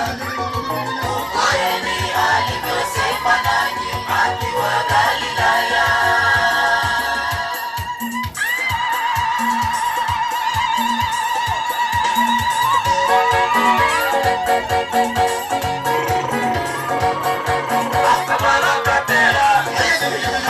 Ameshinda kifo, Yesu moyoni inaiyaka. Yesu hai ameshinda kifo, Yesu moyoni sai bichuya. Yesu hai ameshinda kifo, Yesu moyoni urura sobuina. Yesu hai ameshinda kifo, Yesu moyoni sokoboka kwaye. Yesu hai tumepata nguvu, Yesu moyoni sokoboka kwaye. Yesu hai tumekombolewa, Yesu moyoni sokoboka kwaye. Yesu hai tumeokolewa, Yesu moyoni tenge ngora ngora. Yesu hai ameshinda kifo, Yesu moyoni tenge no mogoko. Yesu hai ameshinda kifo, Yesu moyoni abala katera. Yesu hai ameshinda kifo, Yesu moyoni inaiyaka. Yesu hai ameshinda kifo, Yesu moyoni sai bichuya. Yesu hai ameshinda kifo, Yesu moyoni urura sobuina. Yesu hai ameshinda kifo, Yesu moyoni. Yesu moyoni. Yesu moyoni. Introduction ya fanya wakati wasi na rongo chake.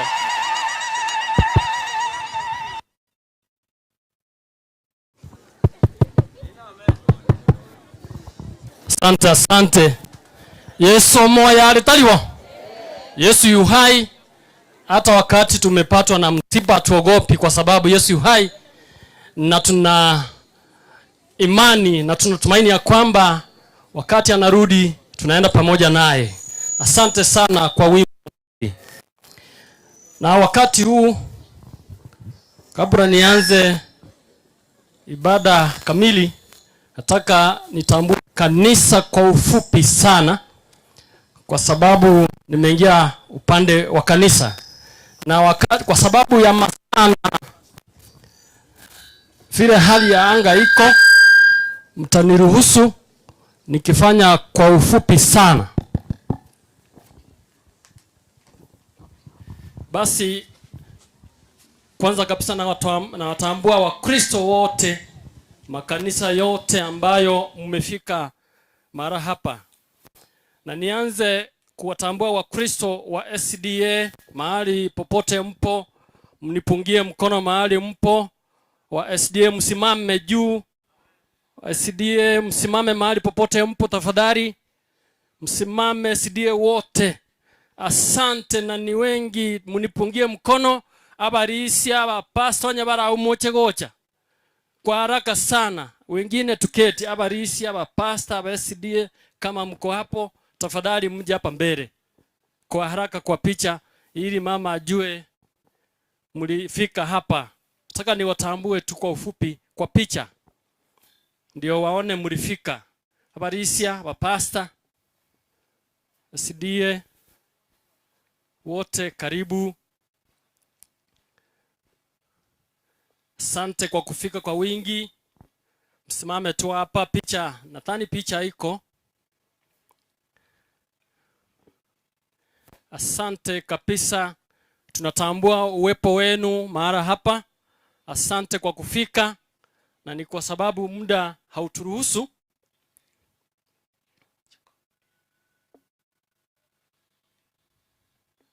Asante, asante. Basi tafadhali naomba tupunge mkono.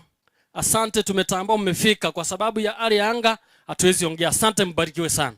Asante. Asante. Wakristo ambao sasa siongei Wakristo wa Lutheran, wa Lutheri mnyamazi. Wakristo wengine ambao wamefika hapa pia msimame juu. Wakristo wengine ambao si wa SDA, sio wa Lutheran, kama wako wasimame. Nataka pia niwatambue.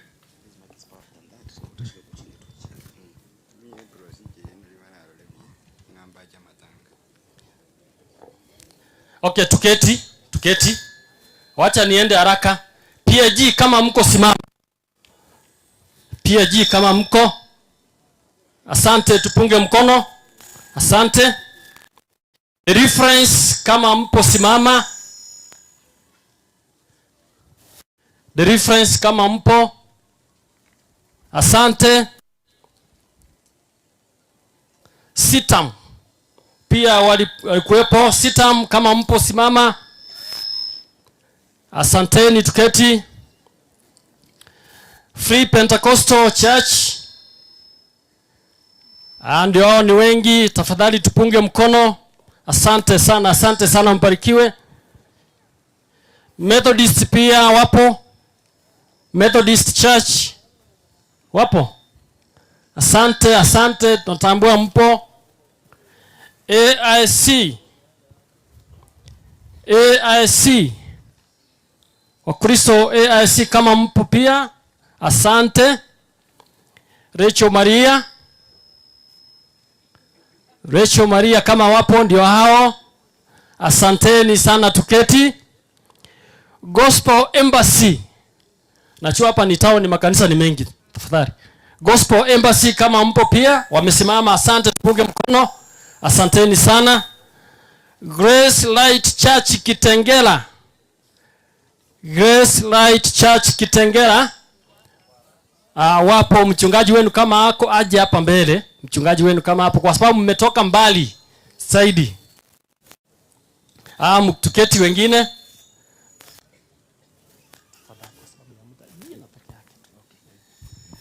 Bwana Yesu asifiwe. Naitwa Pastor George kutoka kule Grace Life Church Kitengela. Alphonse na the family ni washirika wetu, kwa hivyo tumekuja kuomboleza pamoja nao. Mungu awabariki. Asante sana. Kwa kipekee pia nataka nitambue Mabundu ELCK mpo. Simama mahali pote mpo. Mabundu ELCK. Asante, tupunge mkono. Asante sana. Tafadhali nataka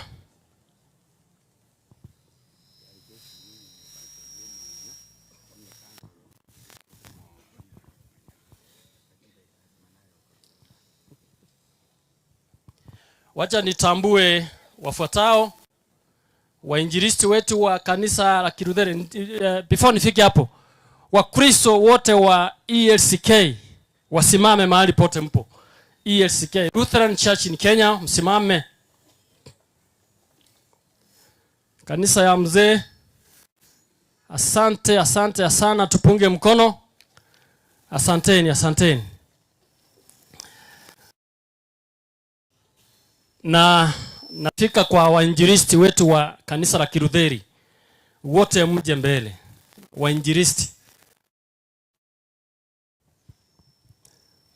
Wainjilisti wa kanisa letu la Kilutheri, mje hapa.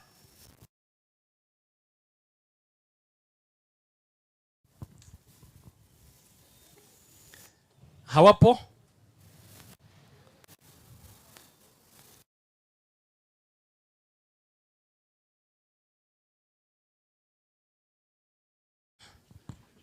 Mike inatusumbua kidogo. Tagete musike. Erieta dio kasengo jomwa batano boka. Erieta dio kanisa kioko. Koira na mbio.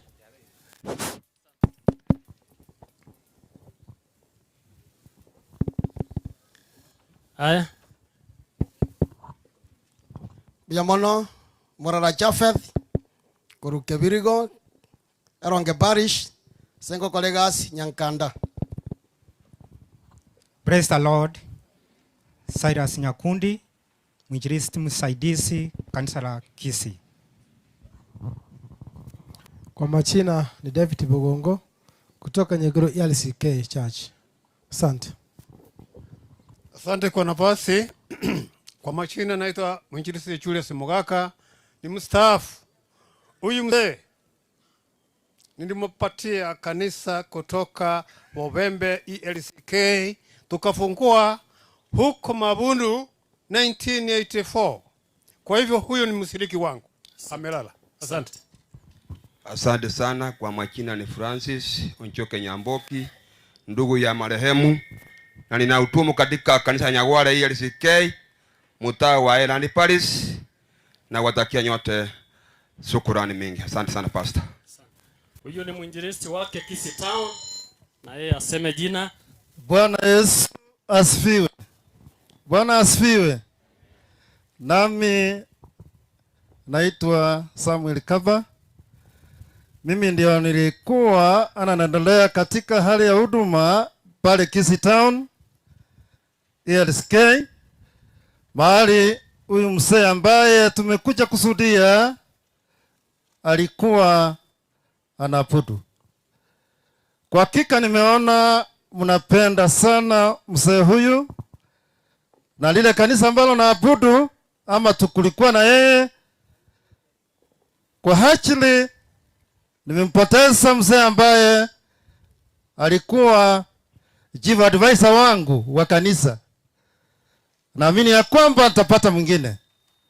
Sina chochote ila tu kuambia mkitoka mwende salama, na naamini yale ambayo alioniambia kama mwinjilisti nimeyatimiza kama kanisa. Mungu awabariki. Asante, asante. Wacha niwatambue madikonesi wetu ambao walikuwa wanafanya kazi kanisa letu la ELCK. Karibu dikoneses wenye tuko na wao hapa.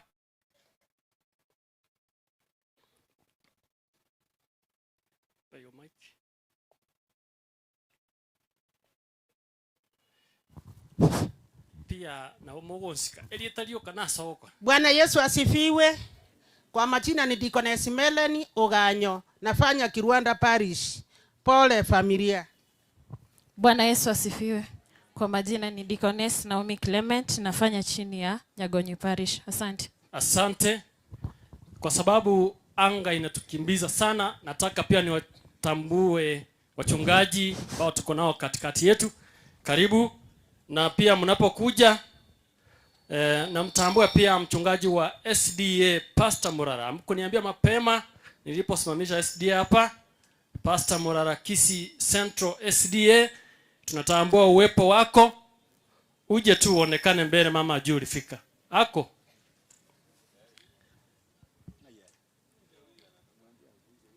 Hao wachungaji wa ELCK pia mnapojiandaa kuja.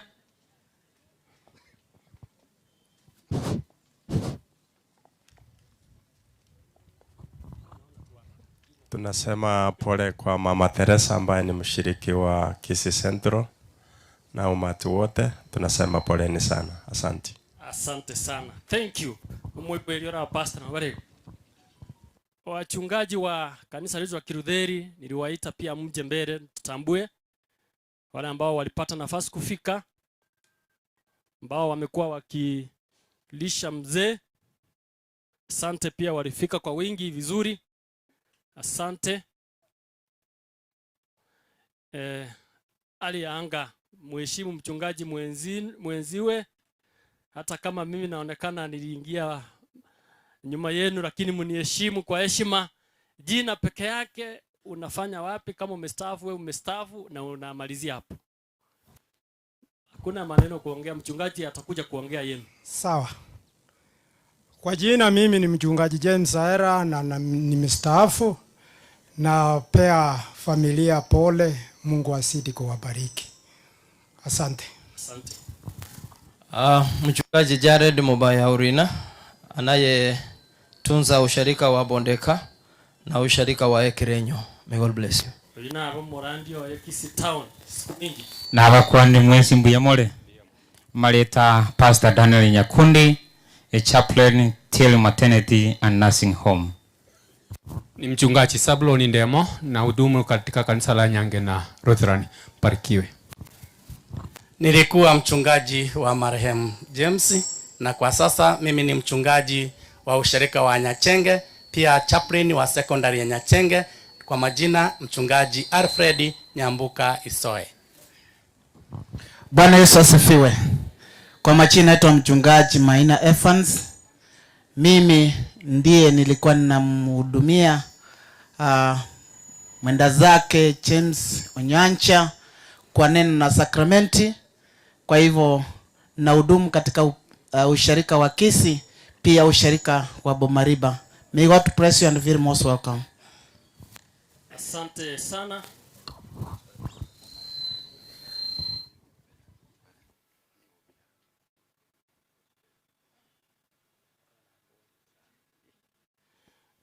Asante. Na mimi kwa majina ni Richard Ombogo, mchungaji anayesaidia chaplain wa Cathedral ya Itirio. Kufika hapo tumemaliza kutambua kanisa, na ninaomba sisi wote tusimame tuanze ibada. Tusimame juu.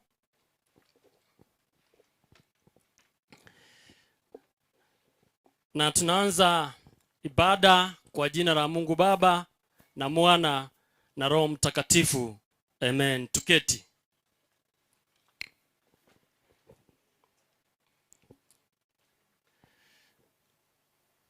Kuomboleza kwa Wakristo ni tofauti na njia ya mataifa. Katika kitabu cha Bwana Yesu Kristo, Biblia takatifu, Yesu aliwazuia kulia kama watu wasio na tumaini. Kuomboleza kwa Kristo ni kujengana kwa njia ya nyimbo za ushindi wa mauti na zenye matumaini, pia kusoma neno la Mungu. Mwanadamu aliyezaliwa na mwanamke, siku zake za kuishi si nyingi, naye hujaa taabu. Yeye huchanua kama vile ua, kisha ukatwa. Hukimbia kama kivuli, wala hakai kamwe. Hapa hatuna mji udumuo, bali twautafuta ule ujao. Kwa maana hatukuja na kitu duniani, tena hatuwezi kutoka na kitu. Bwana alitoa na Bwana ametoa, jina la Bwana na lihimidiwe. Wapendwa katika Bwana, tumekusanyika hapa katika huzuni kwa kuwa ndugu huyu James Onyancha ametwaliwa kutoka katika maisha haya. Basi tujinyenyekeze mbele ya Mungu mwenye enzi yote na kutafakari juu ya mauti na asili ya mauti, tukiomba hivi: wewe Bwana umekuwa makao yetu kizazi baada ya kizazi, kabla haijazaliwa milima wala haujaiumba dunia, na tangu milele hata milele ndiwe Mungu. Wamrudisha mtu mavumbini usemapo, Rudi enyi wanadamu, maana miaka 1000 machoni pako ni kama siku ya jana ikiisha kupita, na kama kesha la usiku. Wawawarikisha huwa kama usingizi, asubuhi huwa kama majani yameayo. Asubuhi yachipuka na kumea, jioni yakatika na kukauka. Maana tumetoweshwa kwa hasira yako, na kwa ghadhabu yako tumefadhaishwa. Umeyaweka maovu yetu mbele zako, siri zetu katika mwanga wa uso wako. Maana siku zetu zote zimepita katika hasira yako. Tumetoweshwa miaka yetu kama kite. Siku za miaka yetu ni miaka 70, na ikiwa tuna nguvu miaka 80. Na kipuri chake ni taabu na ubatili, maana chapita upesi tukatokomea mara. Ni nani aujuaye uweza wa hasira yako, na ghadhabu yako kama ipasavyo kichwa chako? Basi utujulishe kuzihesabu siku zetu, tuchipatie moyo wa hekima. Amen. Basi wakati huu tunapojiandaa kupata masomo yetu mawili, la kwanza na la pili, nawakaribisha Kisii Town ELCK Muungano Kwaya, mje mtupee wimbo halafu tuende kwa haraka. Karibu.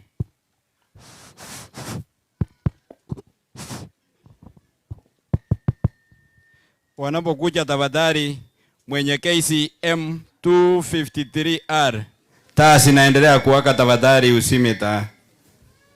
KCM 253R.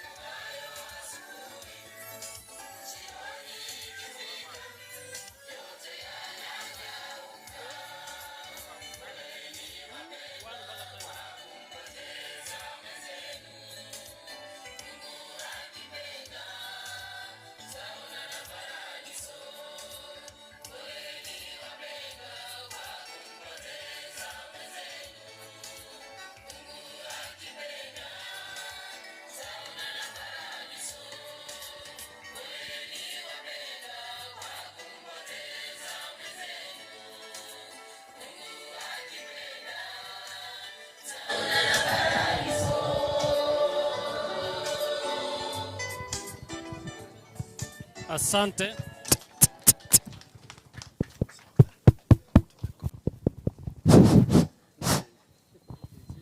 One, two.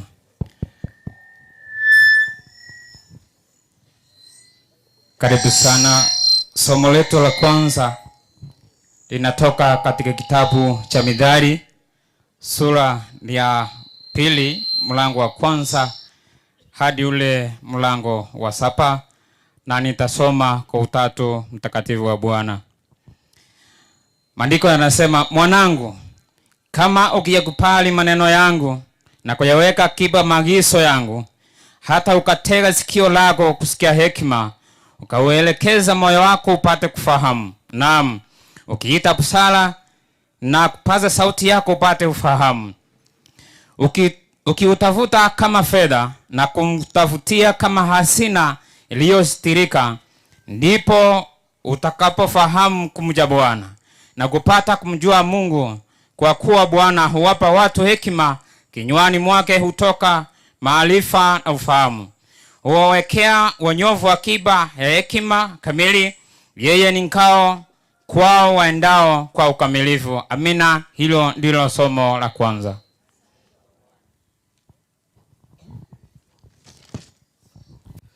Tupate somo la pili. Zaburi 71 mstari ule wa 17 mpaka ule mstari wa 19.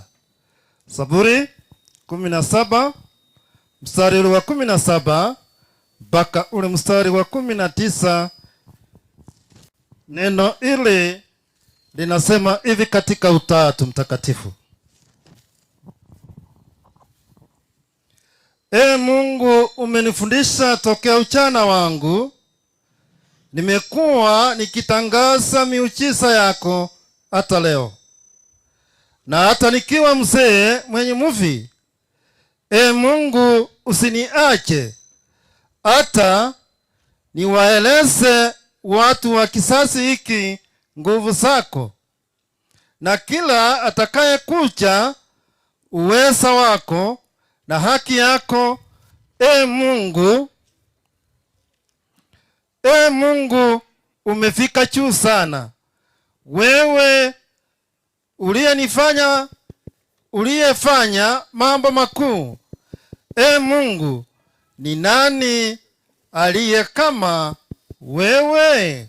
Na hilo ndio somo la Agano la Kale.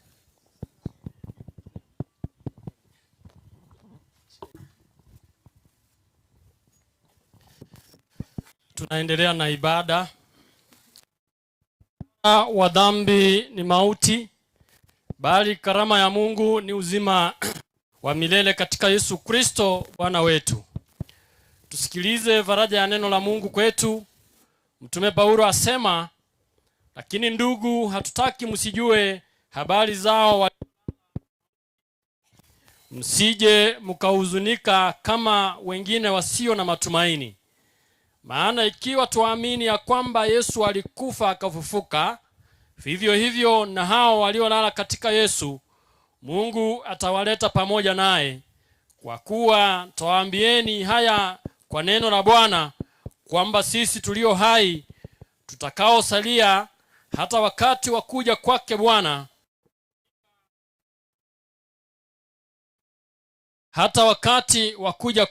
Bwana, hakika hatutawatangulia wao waliokwisha kulala katika mauti. Kwa sababu Bwana mwenyewe atashuka kutoka mbinguni pamoja na mwaliko na sauti ya malaika mkuu na parapanda ya Mungu, nao waliokufa katika Kristo watafufuliwa kwanza. Kisha sisi tulio hai tuliosalia tutanyakuliwa pamoja nao katika mawingu, ili tumlaki Bwana hewani, na vivyo tutakuwa pamoja na Bwana milele. Basi farijianeni kwa maneno hayo. Lakini sasa Kristo amefufuka katika wafu, limbuko lao waliolala. Kwa kuwa kama katika Adamu wote wanakufa, kadhalika na katika Kristo wote watauishwa. Lakini kila mmoja mahali pake. Limbuko ni Kristo, baadaye walio wake Kristo atakapokuja. Hapo ndipo mwisho atakapompa Mungu Baba ufalme wake, atakapobatilisha utawala wote na mamlaka yote na nguvu. Maana sharti amiliki yeye, hata aweke maadui wake wote chini ya miguu yake. Adui wa mwisho atakayepatilishwa ni mauti, na Yesu mshindi wa mauti amesema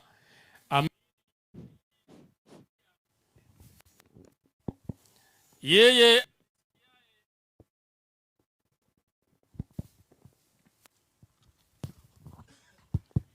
amini amini nawaambia, yeye alisikiaye neno langu na kumwamini yeye aliyenipeleka yuna uzima wa milele, wala haingii hukumuni, bali amepita kutoka mautini kuingia uzimani.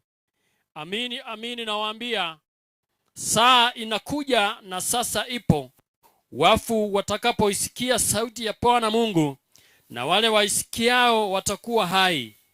Maana kama vile Baba alivyo na uzima nafsini mwake, vivyo hivyo alimpa na Mwana kuwa na uzima nafsini mwake. Naye akampa amri ya kufanya hukumu, kwa sababu ni Bwana wa damu.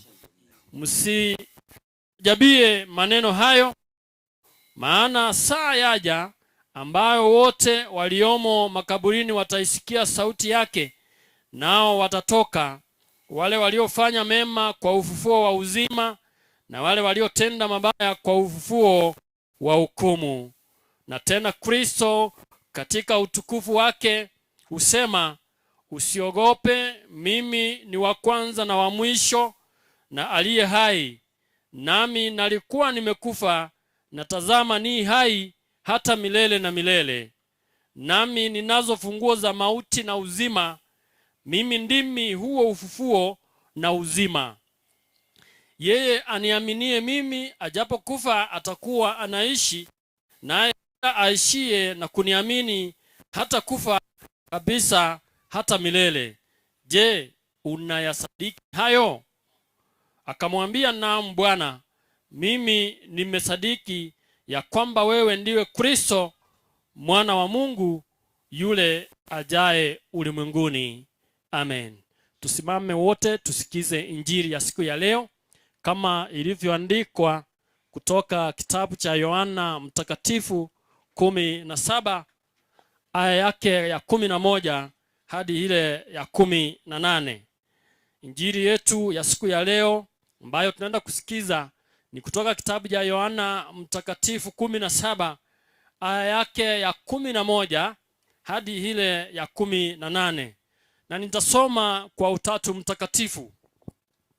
Wala mimi simo tena ulimwenguni, lakini hawa wamo ulimwenguni. Nami naja kwako, Baba Mtakatifu, kwa jina lako ulilonipa, uwalinde hawa, ili wawe na umoja kama sisi tulivyo. Nilipokuwapo pamoja nao, mimi naliwalinda kwa jina lako ulilonipa, nikawatunza. Wala hapana mmoja wapo wao aliyepotea, ila yule mwana wa upotefu, ili andiko litimie. Na sasa naja kwako, na maneno haya nayasema ulimwenguni, ili wawe na furaha yangu imetimizwa ndani yao. Mimi nimewapa neno lako, na ulimwengu umewachukia, kwa kuwa wao si wa ulimwengu, kama mimi nisivyo wa ulimwengu. Mimi siombi kwamba uwatoe katika ulimwengu, bali uwalinde na yule muovu. Wao si wa ulimwengu, kama mimi nisivyo wa ulimwengu. Uwatakase kwa ile kweli, neno lako ndiyo kweli. Kama vile ulivyonituma mimi ulimwenguni, nami vivyo hivyo naliwatuma hao ulimwenguni. Hiyo ndiyo injili ya siku ya leo. Basi tuketi, na wakati huu naialika Evangelical Choir tunaposikiza mahubiri, lakini mtasimama hapo nikimwalika mzee wa kanisa kwa historia fupi ya mzee kanisani. Wakisimama pale, ukituletea historia fupi ya mzee kanisani ili waimbe, alafu tupate mahubiri ya siku ya leo. Karibu.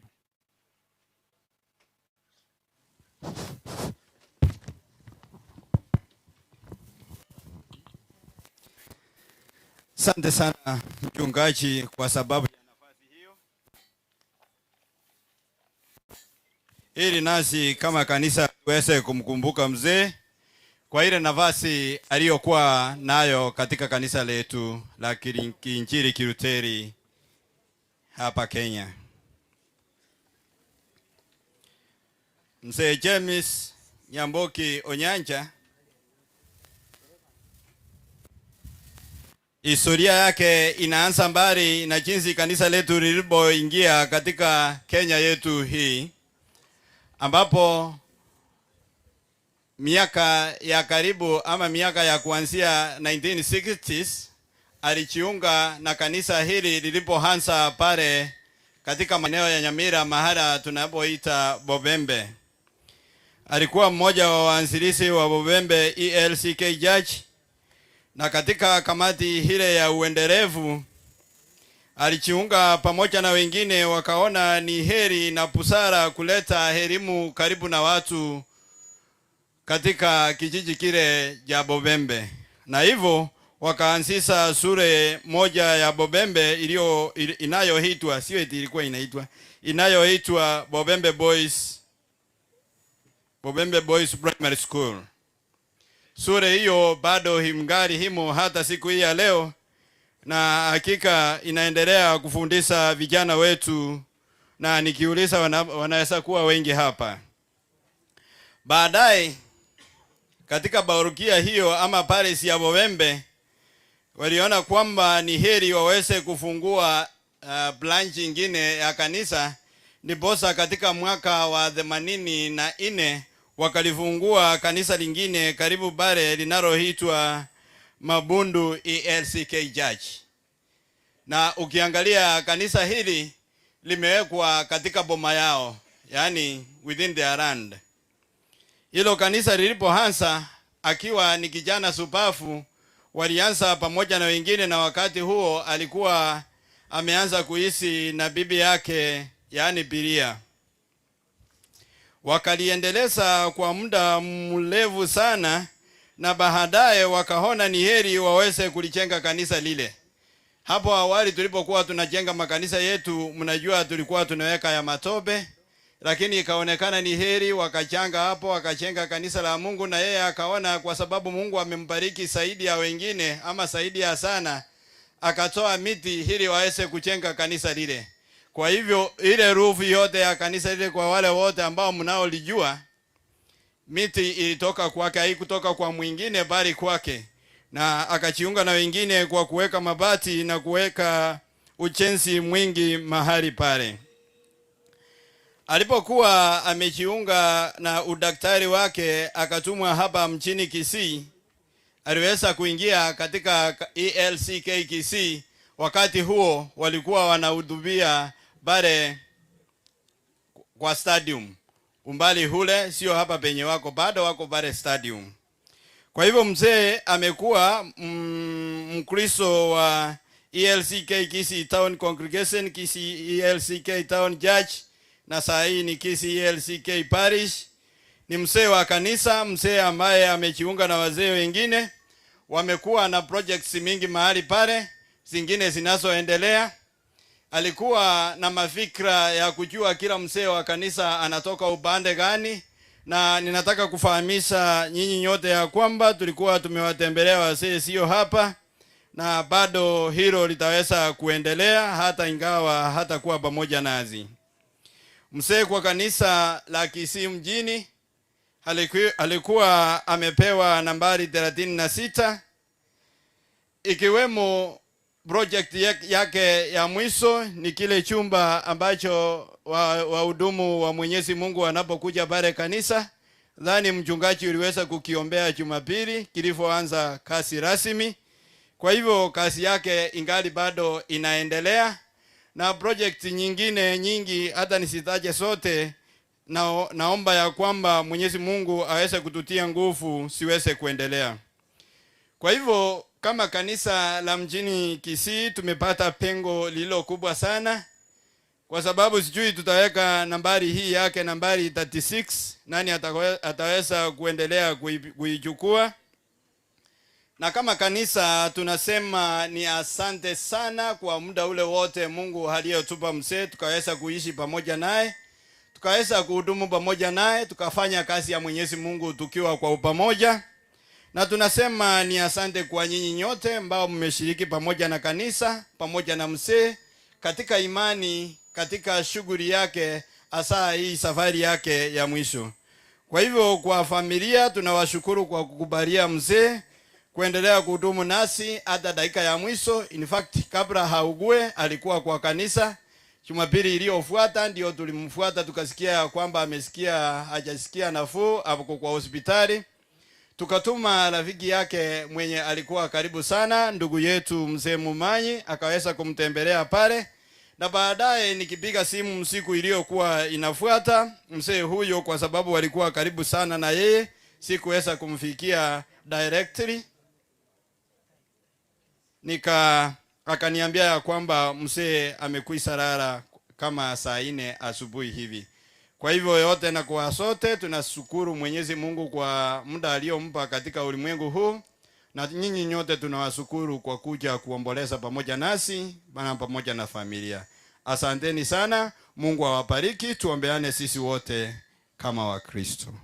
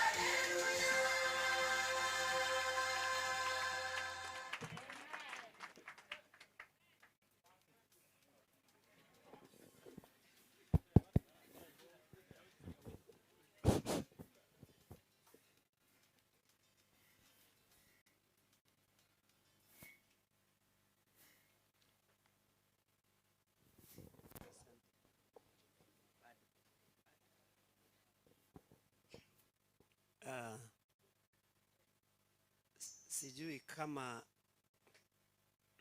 kuna ambaye alisema amen. Manake kama neno limekujia kwa njia ya baraka nyingi, tunasema kama Wakristo amen, kwamba mambo hayo yapaki kuwa hivyo ndani ya nyoyo zetu. Haleluya. Tuamini na tuombe. Yasaumia omorwa no mochikale litandiyo lirabweka nibwe rita rya Yesu Kristo. Tigoba kuna ewo bonene. Onene Nyasaye bw'emiganda ayekwalinde tonyancha kere kwamuleta asubo iko bwense kamulinda buyasa abaibuli baye Nyasaye ukamusiseni agakina agasoma buya endekera asoma buya ukamuha emirimo yo gukorera abana bawe akubakira sing'incho waigete chinga kichiria watebete ng'a omonto natungire takobabweka ukamomo konyi omong'ina iria sao neng'anchire nkurangiri ikiagera igo goteba ng'ekere babere bachiramo mbari babere naende igo bare omobere oyomo igo yo igwete bororo mono piria lakini Nyasaye nakobakire ikiagera kwairire ribaga erio anchira bonsi abachira iga baiguri ng'ana riawe kiara nasabira asili etarigia ria Yesu Kristo motori wito. Amen. Bwana Yesu asifiwe. Asante sana wanakwaya, lakini kwanza kabisa napenda kumshukuru ndugu aliyeongoza kipindi kwa njia nzuri sana. Kwa hivyo ninakushukuru sana. Asante, na hakika wewe ni Mkristo. Wapendwa, Mama Teresa ndiye mke wa Onyancha. Mama Teresa, nimesimama hapa mbele kwa niaba ya kanisa na Wakristo nitache maneno machache tu ya kukutia moyo. Kwa sababu Biblia inasema kwamba kijana anapoacha wazazi wake mvulana na kijana msichana wakija pamoja katika ndoa, si wawili tena bali ni mwili mmoja. Na anasema kimoja tu kitakachowatenganisha ni mauti. Lakini wengi kuna taraka wengi wamepeana. Napenda kuambia wale ambao mnasoma katika maandiko, Mungu hakusema mtu ambaye ameoa ampe taraka mke wake au mume wake. Alisema wakae milele, lakini kwa sababu ya ugumu wa mioyo yao ndipo ikatachwa amwandikie taraka. Lakini ukisoma hakuna taraka. Divorce tekolediki teyo. Kwa sababu hata hakuna wazazi wanaolea msichana wao vizuri aolewe na kisha baadaye waache na mume wake. Na rororo hakuna. Lakini hayo ndiyo yanatendeka katika wakati huu. Tukisoma kutoka kwa mama na mzee Onyancha, tunaona mkono wa Bwana. Ndio maana katika lile somo tulilosoma ya kwamba mwanangu, ukiyakubali maneno yangu, mwanangu, ukiyakubali maneno yangu. Sisi wote ni watoto wake Mwenyezi Mungu. Katika kitabu cha Zaburi 116 mstari wa 15, maandiko inasema, ina dhamani machoni pa Bwana mauti ya wacha Mungu wake. Haleluya. Ina dhamani machoni pa Bwana mauti ya wacha Mungu. Kwa hivyo huyo mzee Onyancha alipofika wakati wake wa kutwaliwa kutoka maisha haya, alikuwa ni Mkristo. Na katika safari yake ya Ukristo akasimama. Umesikia vile mwenyekiti amesema hapa historia fupi kumuhusu huyo mzee. Ina maana kwamba yeye Alijua ni mahala gani anakimbilia katika maisha haya apokee baraka, na katika hatua za uzee akawa ni msupafu na akasimama imara katika kuhubiri na kuwaleta wengi kwake Mwenyezi Mungu. Kwa hivyo ingawa sisi tunaomboleza, ingawa mama una huzuni, baba nobwatobororo, lakini kuna furaha ndani yako kwamba mume wangu ameenda nyumbani. Haleluya. Sipendi hii sauti, sijui kuna microphone nyingine iko on. Asante. Kwa hivyo mama hata kama ana huzuni, watoto wa baba hata kama wana huzuni, wakiwa wa Kristo, kuna linalo wapendeza na wanalo lifurahia kwamba dadi, mama akisema mpenzi wangu ameenda nyumbani. Na sisi wa Kristo tuliofika hapa, hiyo ndio furaha yetu. Kwa sababu wakati ule siku ya kiyama itakapofika, wewe unayenisikiliza utakuwa mgeni wa nani? Kwa hivyo ndio maana inadhamani machoni pa Bwana mauti ya wacha Mungu, wale ambao wamengoa nanga katika safari isiyokuwa na mapumziko katika Ukristo wao. Sio wale leo ni wa Kristo, kesho wanabadilika.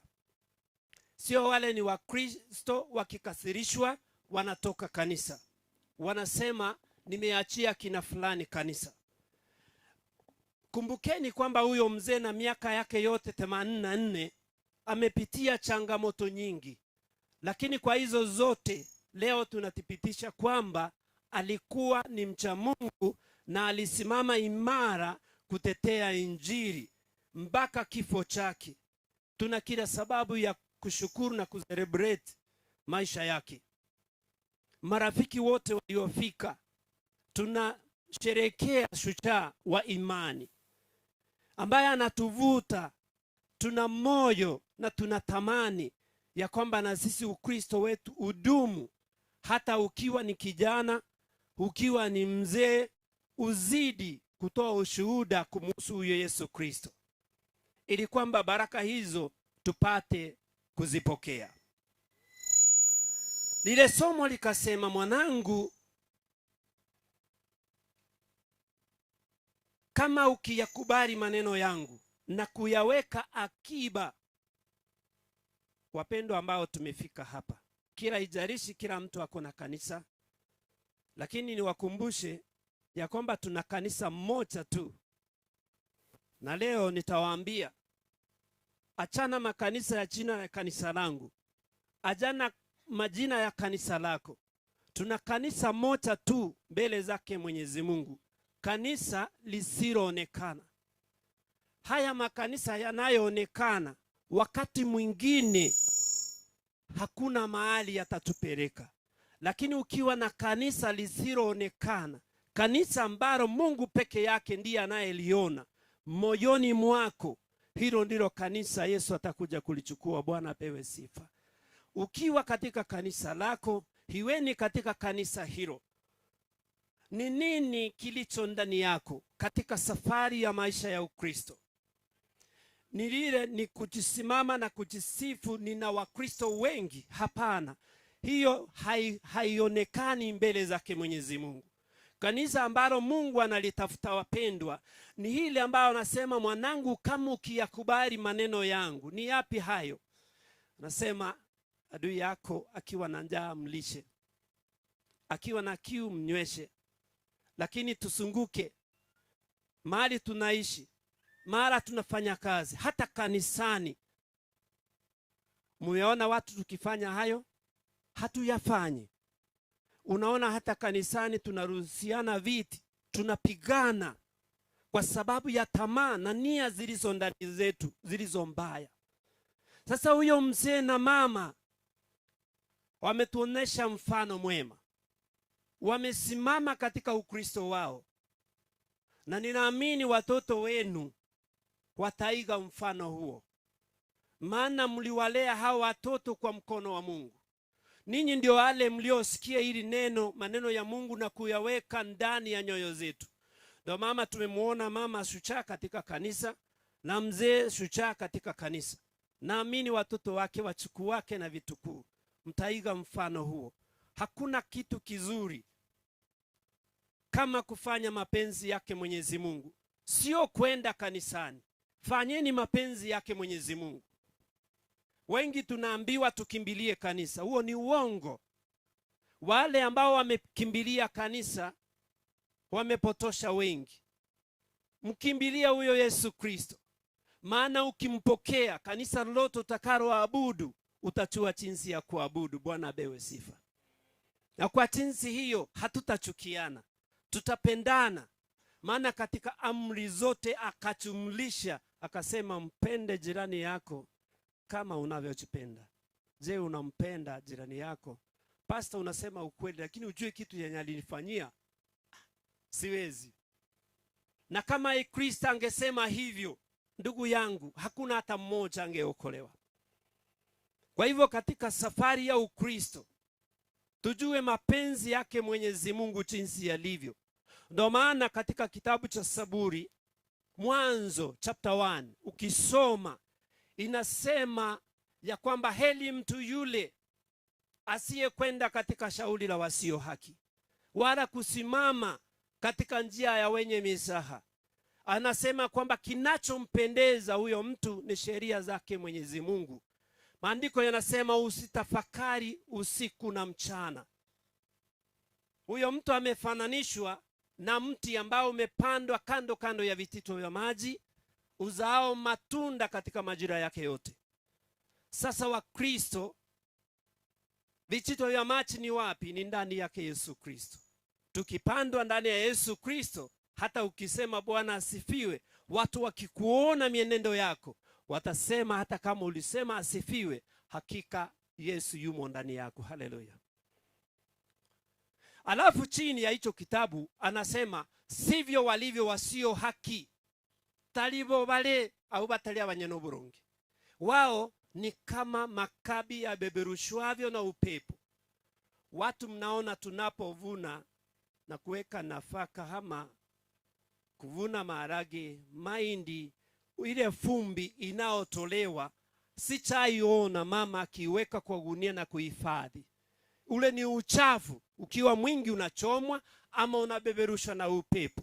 Wale ambao hatuchaamua, wale ambao tuko ndani ya kanisa na tunafanya kinyume, tumefananishwa na makabi ya beberushwavyo na upepo.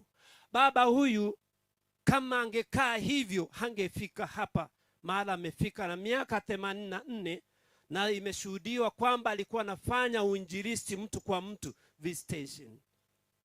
Inumonya alego kwa visitation ya wana wa Nyasaye. Kama utaweza, umeambia nani? Kwani watu nao kutana na wao kila siku ni Wakristo? Umewaambia nini kumuhusu huyo Yesu Kristo? Tujifunze kwa hii familia. Maana nimefurahishwa vile ambavyo wamesimama imara katika Ukristo wao. Inasema, naam, ukiita busara na kupasa sauti yako upate ufahamu. Ukitafuta kama fedha na kuutafutia kama hazina iliyositirika. Kwa kuwa ndipo utakapofahamu kumcha Bwana na kumpenda kumchua Mungu. Bwana asifiwe sana. Wapendwa katika Kristo, safari yetu duniani ni fupi sana. Sijui ni lini, lakini maandiko yanasema kesheni, kwa maana hamjui siku wala saa. Hamjui ni jioni, ni usiku wa manane, au ni saa hizi vile tumekaa hapa. Kinachohitajika ni kukaa imara, kukesha katika neno la Mungu. Tumeelekezwa, tumeonyeshwa ishara zote za kurudi mwana wa Adamu mara ya pili, kuja kututoa katika maisha haya ya vilio vingi kila mahali. Ndio maana mwimbaji kutoka nchi jirani Tanzania aliimba vizuri sana, akasema nilianza safari kutafuta amani, lakini dunia yote ni vilio tupu. Alisema, akafikiria saa ile ndio kuna amani. Akaimba akasema, wengine walikimbilia saa ile kutafuta amani, lakini wengi wakafia huku. Mwisho akasema, ewe mwanadamu,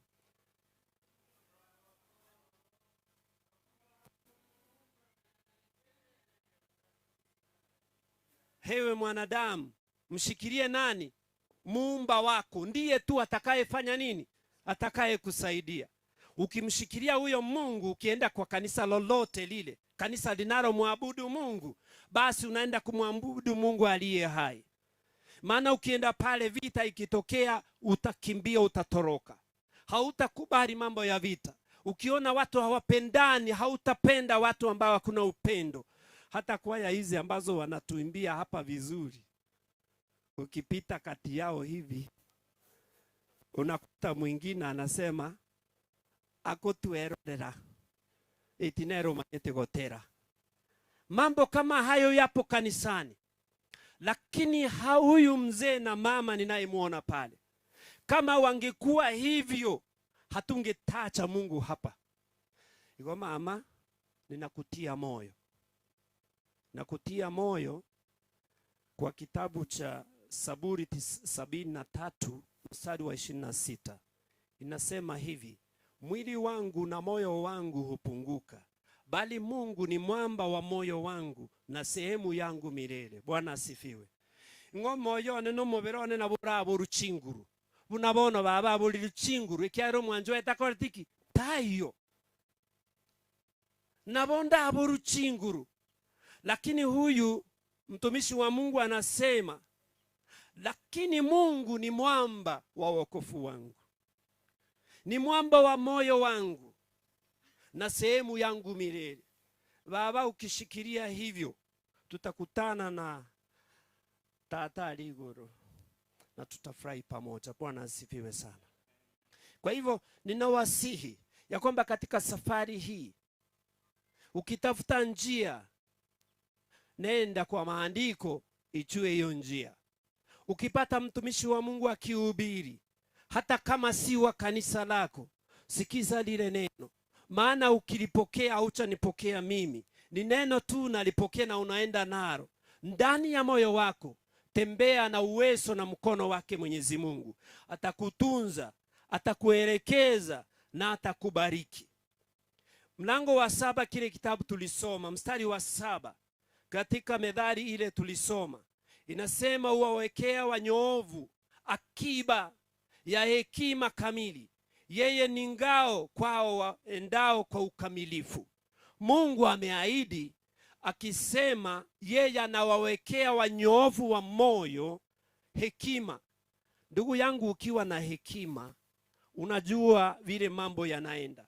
Pasipokuwa na hekima, basi wewe ujui uliko, utokako ujui, unako kwenda ujui.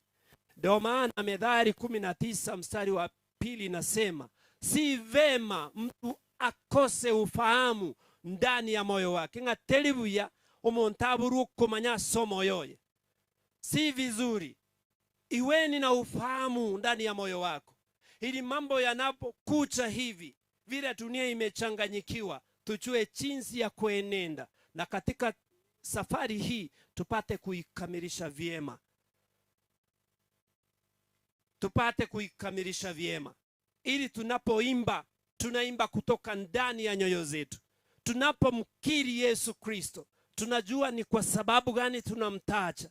Ndiye njia, ukweli na uzima wa milele. Ambaye amemtegemea hakuna siku ataibishwa. Sijui ndio kwa maana mliweka huo wimbo hapa, Inji Nzuri. Inji nzuri ya metameta, huonekana kule mbali. naye Yesu utuongoza, tukafike nasi si huko simbali, karibu tutaomba nasi si huko simbali, karibu tutaimba nasi si huko. Yani wanasema kuna nchi nzuri inayoonekana kule mbali, naye Yesu anatungocha pale.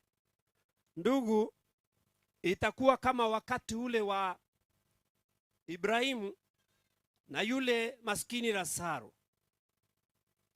ambaye duniani alikuwa anachifurahisha yule tajiri, akachifurahisha sana.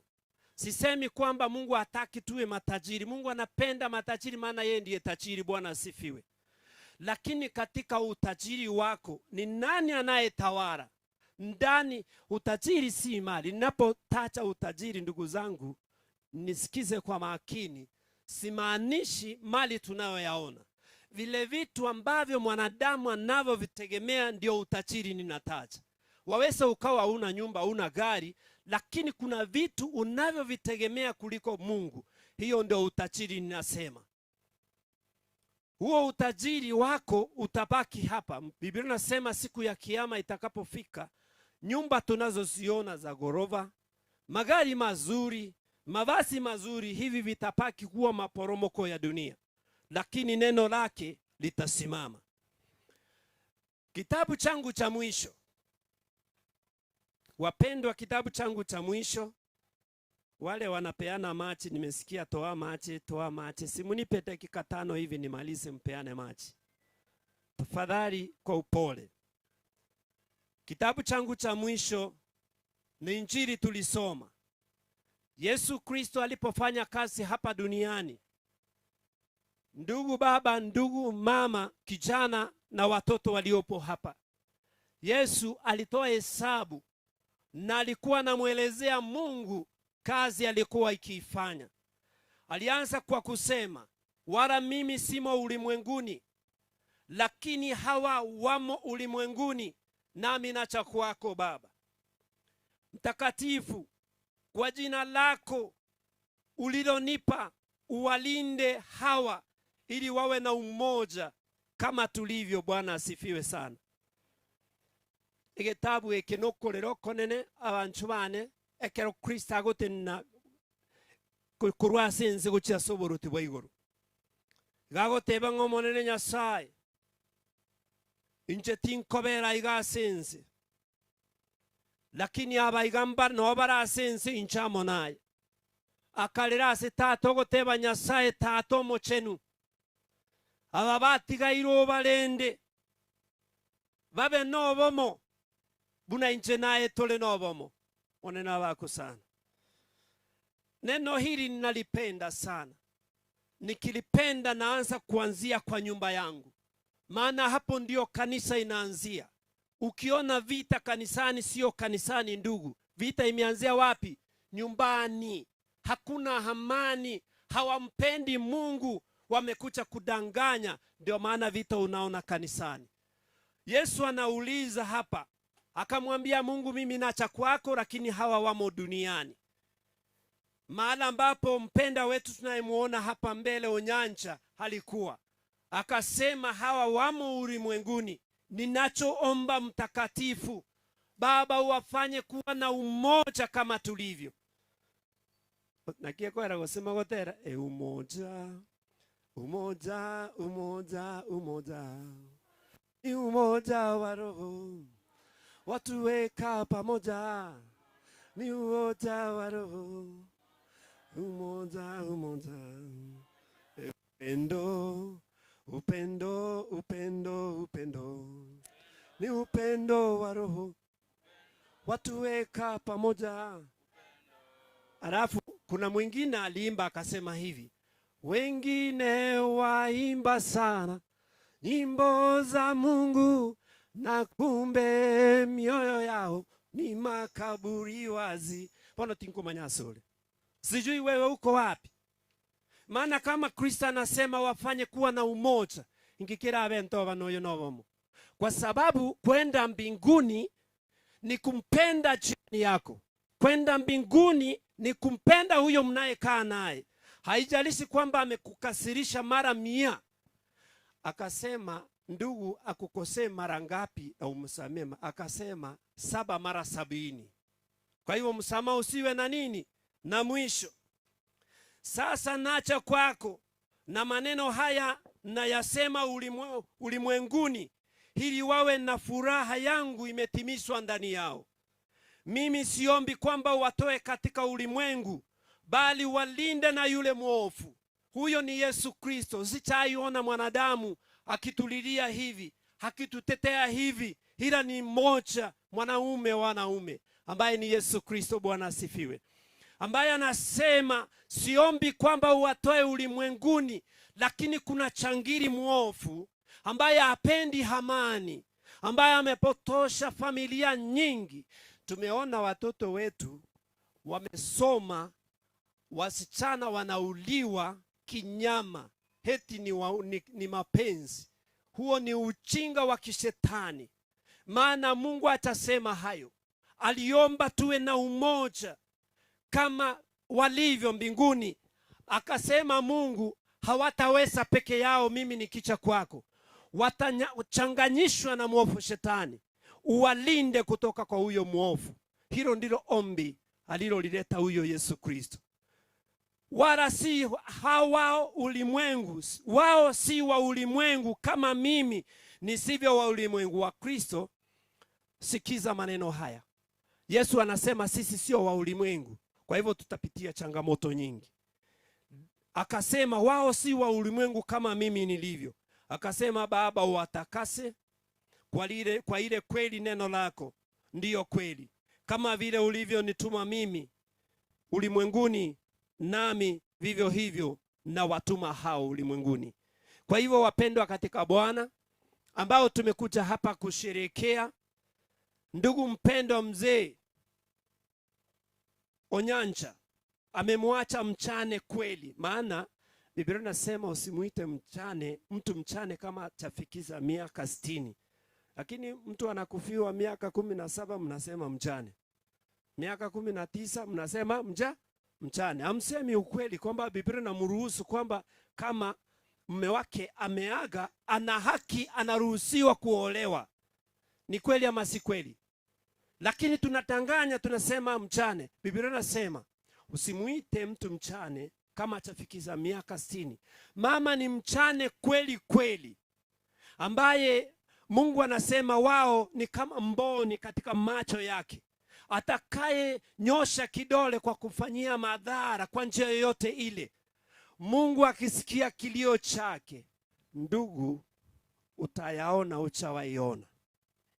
Kwa hivyo heshima ya mama na Ukristo wale wametuwekea udumu, ili katika safari hii tulio naye, hatujui ni nani kesho, timatiko seninji, lakini ngongo sabanse kwenda kuruanga kirenza abukwe gendongo tabinya saa monene onginyorekere kwira ni boruti wao. Amen. Bwana Yesu asifiwe. Kwa hivyo tosekoboli ukomeja asense no kurwa asense kiturachole abange bagotekarate kiturali kende igora na ligetu. Niliajiriwa chuzi, niache tu kidogo nipate mzara. Ni nyumba ya mama alikuwa anateseka, nimchengeka nyumba kidogo. Na Mungu anakubali hayo. Lakini anasema kesheni, ujui siku wala saa, kesheni. Mimi naomba tu, sitaweza kuendelea, hata nikiendelea kama utasikia uwezi kusikia, ama sio? Baba, ningependa kukuambia neno nililolisema jana kanisani na familia katika Wafilipi 4 kuendelea. Inasema hivi: furahini katika Bwana siku zote. Tena nasema fanya nini? Lakini hatuchawahi furahi siku zote. Ni kweli ama si kweli? Wakati mko na harusi ndio unasikia watu wanatanzi kweli kweli. Kama kuna kolera, wanadansi kweli kweli, lakini kama kuna mtu amepigana na mtu wanalia wote. Mungu alikuwa anamaanisha nini? Hata katika vilio tumaini nani? Huyo Mungu. Ndio maana anasema mama, hata kama mpenzi wako mzee ameenda, hakuna mtu atachua ule upendo mliokuwa naye, hakuna hata mmoja. Ndio maana mama apewe nafasi ya kulia. Biblia imeruhusu hiyo. Kulia kwake, analia kama mtu aliye na tumaini, ndivyo Biblia inavyosema. Kwa hivyo Wafilipi inasema hivi: familia mkiongozwa na mama, msijisumbue kwa neno lolote lile, bali katika kila neno, hiwe ni kuomba, hiwe ni kuzali na kushukuru, haja zenu zijulikane kwake Mwenyezi Mungu. Sikiza kwa makini. Mara nyingi haja zetu tunazipeleka kwa wanadamu wengine, lakini amesema familia, haja zenu zijulikane kwa nani? Kwa Mungu aliye hai. Na Mungu huyo mwenye uwezo atalinda na kuhifadhi nyoyo zenu. Bwana asifiwe.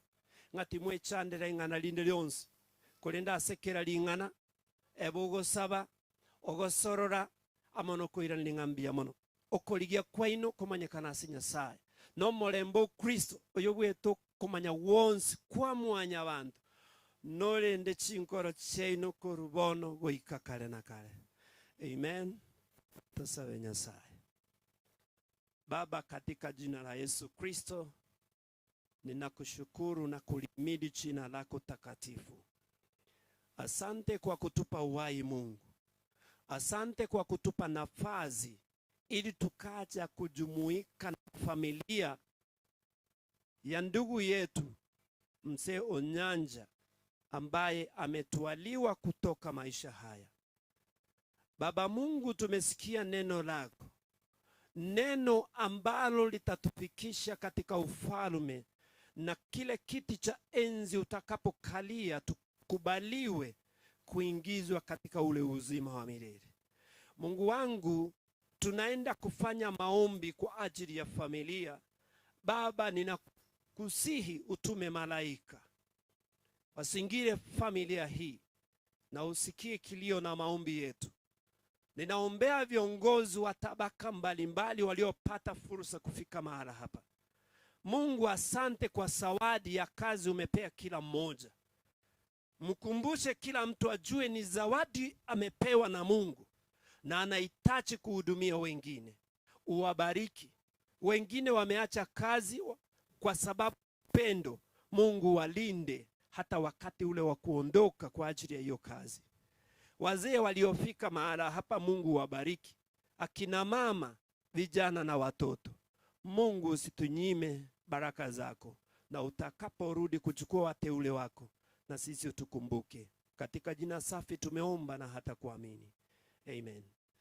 Naomba familia kuja hapa mbele tufanye maombi, kisha wale tuliokuja kuomboleza tuambiwe ni nani ataomba erongoli. Haleluya. Karibu familia. Kama kuna gocha kule tutawaona wengi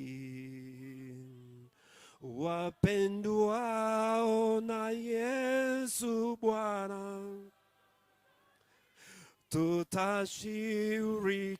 tutashirikiana nao, itakuwa furaha kubwa,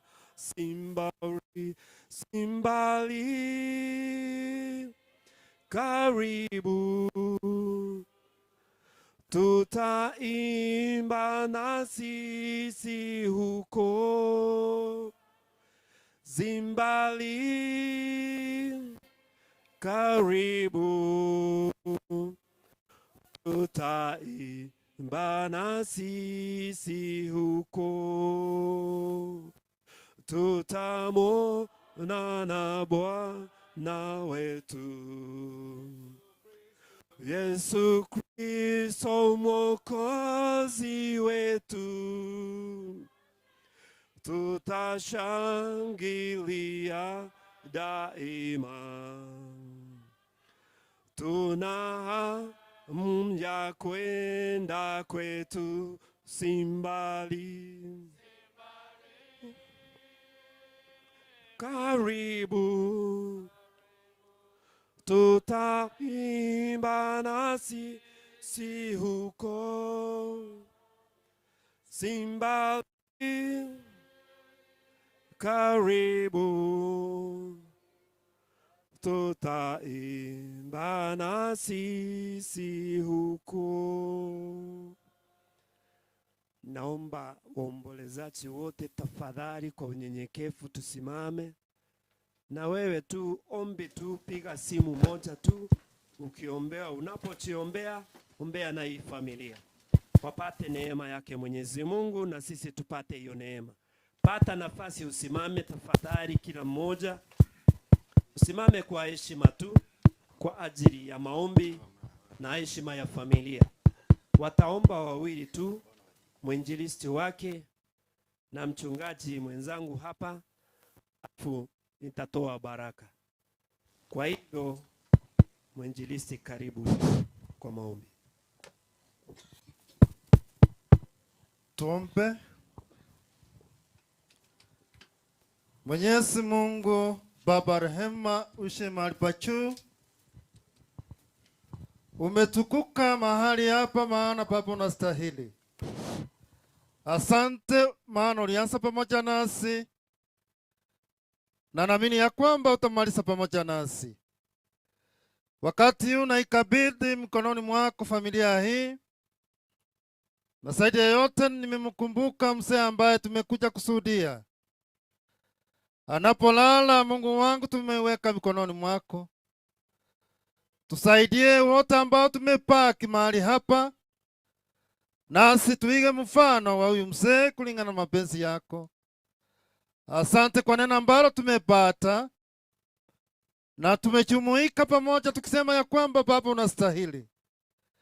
Kwa kila jambo Baba tumejikabidhi mkononi mwako. Wakati unamkabidhi Mama Teresa mbele ya uso wako, watoto wake, wachukuu wake nimeweka mikononi mwako, na wachungaji na wainjilisti ambao tumejiunga pamoja, hata na Wakristo wote, na pia wote ambao wamekuja katika mkutano huo. Mungu wangu, naweka mikononi mwako. Kaa nasi tunapoenda kwa ajili ya kumaliza. Baba, ukae pamoja nasi kuanzia sasa na hata mwisho, katika jina la Yesu Kristo aliye Bwana Mwokozi wetu.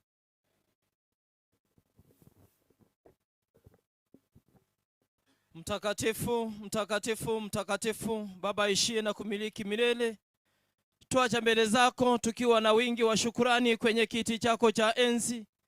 Hakika Bwana, umbali umetulete, twakiri tukisema kwamba wewe ni Ebeneza. Nashukuru kwa sababu ya sherehe ya siku ya leo ya mwenda zake mzee wetu Chemisi Onyanja, ambaye Bwana umekuwa pamoja naye katika maisha ya ulimwengu, na ilipofika sana dakika ya kipekee ukachukua roho yake.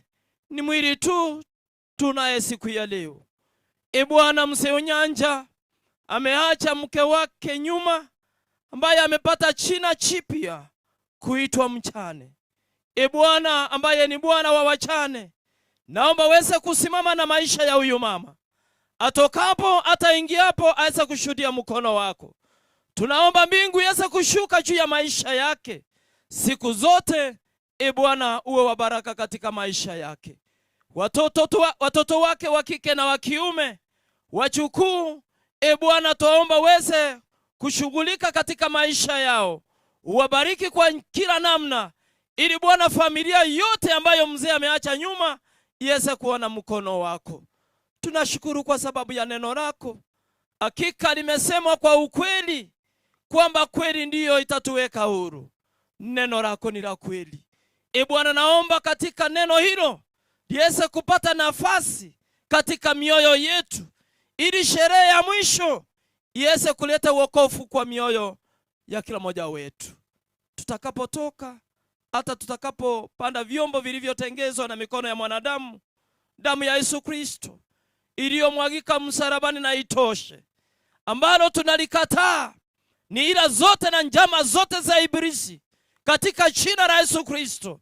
Shetani aweze kushindwa, malaika wako wachukue ushukani, ili Bwana tuweze kukutegemea siku zote.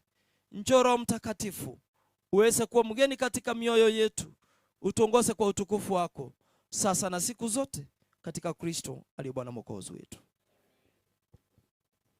Mama Teresa na familia yako, pokea baraka. Bwana akubariki na kukulinda. Bwana akuangazie nuru za uso wake na kukufadhili. Bwana akuinulie uso wake na kukupa amani, katika jina la Mungu Baba, Mwana na Roho Mtakatifu. Amen. Tunaweza kukaa, na wakati huu familia itachukua nafasi hii. Kama kuna introduction ya familia, mnaweza kuifanya kwa wakati huu.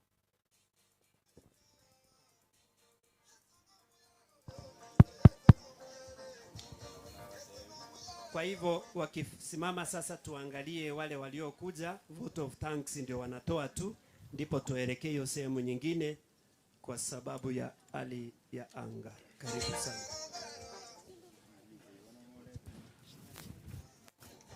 Bwana Yesu asifiwe. Bwana Yesu asifiwe tena. Kwa majina naitwa Alphonse Nyakundi na mimi ndio kijana mkubwa wa mzee. Ningependa I want to give our family vote of thanks. Number one, I want to appreciate my spiritual father, Pastor George Paul and Pastor Beatrice, for coming and standing with us. May God richly bless you, together with Grace Life Church membership. Number two, I want to appreciate Lutheran Kisii Parish for honoring the desire and the wishes of my dad. May God bless you. Number three, I want to appreciate Friends of Goodwill who came to stand with us, who supported us financially. May God bless you. Number four, I want to appreciate all our service providers, from the catering department, the security team, and those who stood with us for the 2 weeks we've been mourning our dad. And lastly, to my family, I've been bestowed the responsibility of continuing the legacy of our dad. I'll stand in the gap as a brother and as a firstborn. It's my desire. Before Dad went to be with the Lord, I came and we talked. And my two uncles and my mom were witness of the things he told me. He was very clear. He reminded me that we should stand as a family, as a united family, as a family that will stand for each other, and as a family that will continue his legacy. So my brothers, my sisters, let's strive towards what Dad wanted. And lastly, we will walk in the obedience of God, and that God will minister to our family.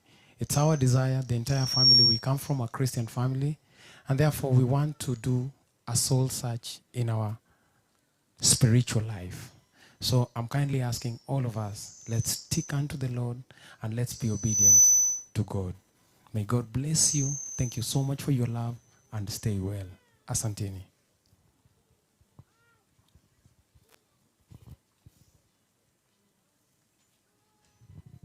Asante, mnaweza enda kukaa. Wanapoendelea kwenda kukaa, mataifa yote yatakusanyika mbele zake Bwana Mwokozi, wakiimba, wakimtukuza, wakimsifu.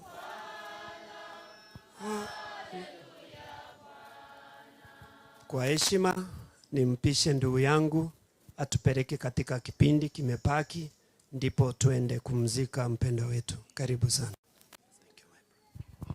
Tunashukuru sana kanisa kwa muda ambao wamechukua. Mogenda mora agenda gaki ndotigareti chi session yangibere gende masoke, but because of the weather and the wishes za kanisa na familia, Tunashukuru sana abaigwa bonsipi ba marehemu James, abachokoro bonsipi bari batanyori bakari gotena mutwa. I know mwata ete chikorera mocho gukwana, but because of the weather and the time, all chikorera bonsipi asa abana banyuomire na abanyuomete gocho somo sio James. Tunashukuru sana kwa kufika, uwepo wenu umetambulika na mmeonekana hapa. Sasa ningependa kuita watu wawili watatu. The Almasi team welfare, mkuje mbele tafadhali. Uru Plaza Business Community, Gospel Embassy, Pastor I'm told is around. Mkuje tafadhali kwa dakika moja. Jinsi ambavyo nimeita hivyo. Then I'm seeing the politicians who are around. Mtapatia muda lakini mtachukua mchache. Mkimaliza mtampatia mjumbe mtarajio wa Nyaribari chache. Mheshimiwa Ben ndiye atachukua Erongori, na muangalie weather maana na kule chini nafasi ni ndogo ya kwenda kwa familia. Abunara ngelimbaro. Mbaiyo. Sisi tunashukuru kwa kutupatia fursa ya kusimamia mkutano huu. Honorable Ben, kindly utakuja ujulisha majina tu hivi otosabire Rongori because the weather imekuwa mbaya. Igobona abande na mugo tuabera kwa garayerire nyasaba seni ekiombe geto kema mogesa konyana for the good job that you did. It is well appreciated. Asanteni sana. Karibu sana mheshimiwa. Thank you. Nimepewa tu nafasi yogo sangiria Rongori. Ningeomba tu wale wanatoka mtupatie dakika 5 tu tumalizane na hiki kipindi. Mzee tulimheshimu sana. Familia yaga kinko ba pole na otore na inu asomo chando yoiga. Abantu bamwamogesa tu maintain ile amani tumekuwa nayo. Mwatomenyiria iga mwatorendire muendelee tu hivyo siku zote. Kanisa ya Lutheran tumekubaliana na nyinyi yale mmetuhubiria. Tiganya saba konye. Na nikidhani kwa sababu ya huyu mzee siku moja mtualike, tutakuja tuwasalimie pia. Sawa sawa. Naona mko na mchengo pale. Takuja pia nitatoa donation yangu kidogo. Nikimalizia ningeomba tu pastor akuje hapa ndio tuweze kusanya Erongori. Nikiwa daraja mbili hapa na nikidhani kama kuna mwanasiasa yeyote ametumwa hapa kutoka kwa mchumbe, kama kuna yeyote aje hapa mbele. Sijui kama MCA ametuma mtu hapa. Kama hamuna, haya.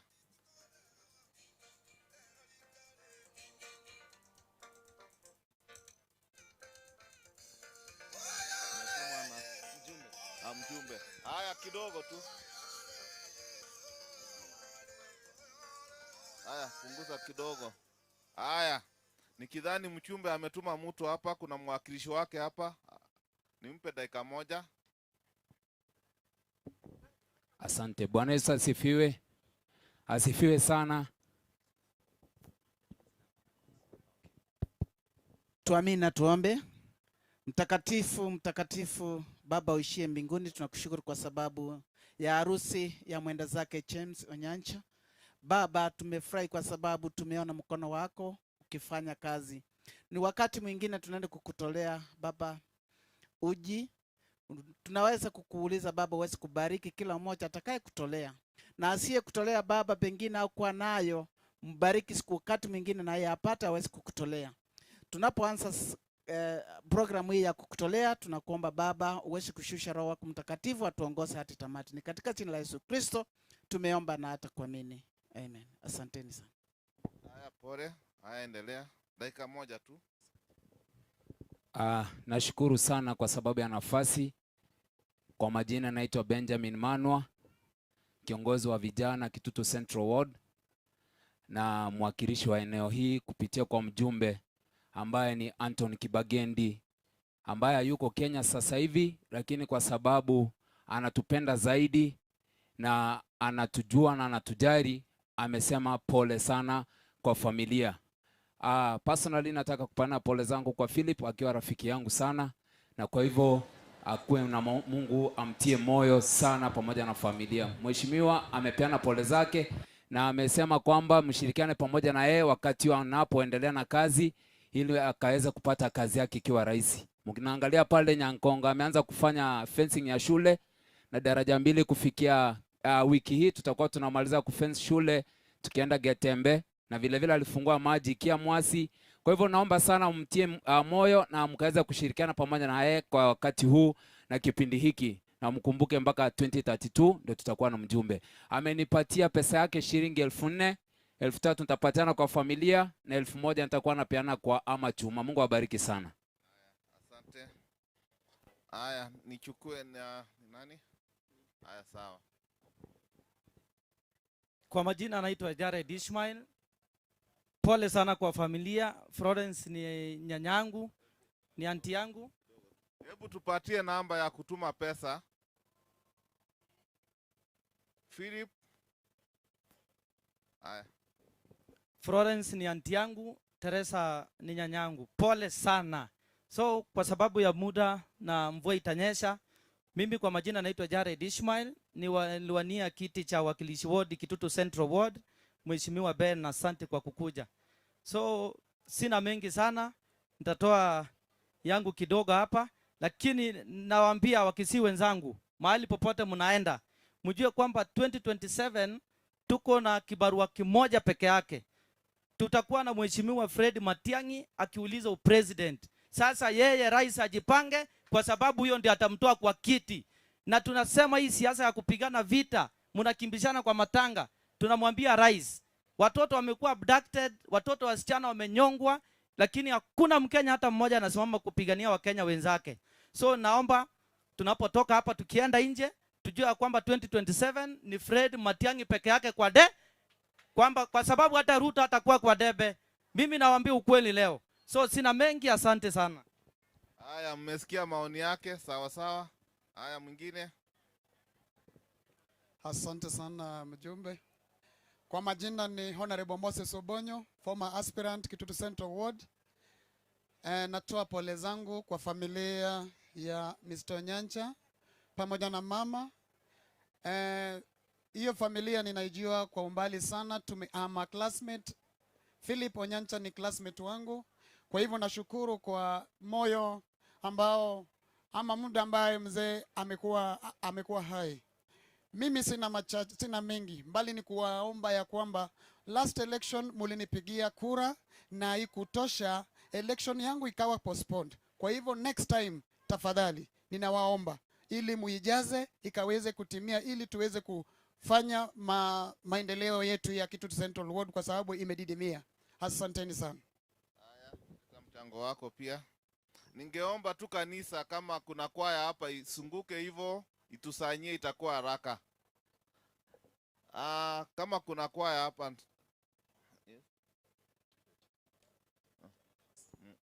Naona Bwana Ochoki wakili, uko wapi? Ochoki, naomba tu uje hapa mbele for a minute. Kanisa mngetusaidia tu, kama kuna kwaya isanye tu.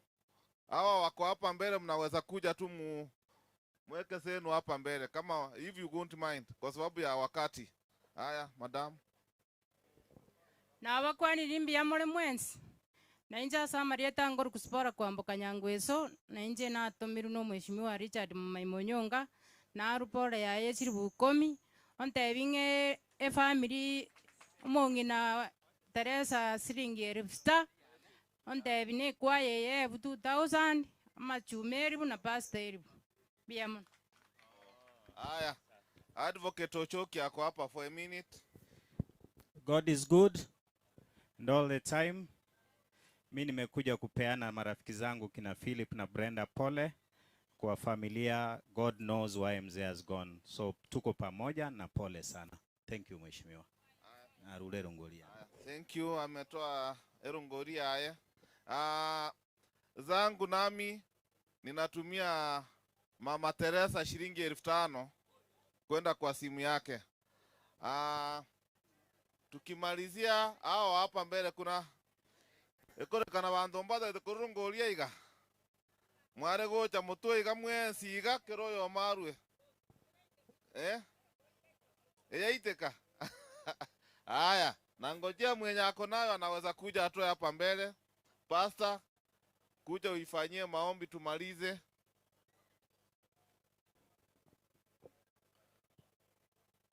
Yangu 5,000 natumia mama. Haya, asante, mkienda mogenda Nyasaye mbia mono. Tuamini na tuombe. Mtakatifu, tunashukuru kwa sababu ya matoleo haya, uyabariki yanapoendelea kufariji familia hii. Baba, tuweze kuona mkono wako. Sasa tunaenda kumshika mwenzetu, kaeni pamoja nasi na utuondolee nguvu zote za giza zitazotukumba tukiwa katika hali njiani kwenda kumshika.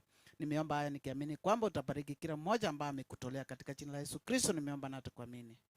Asanteni.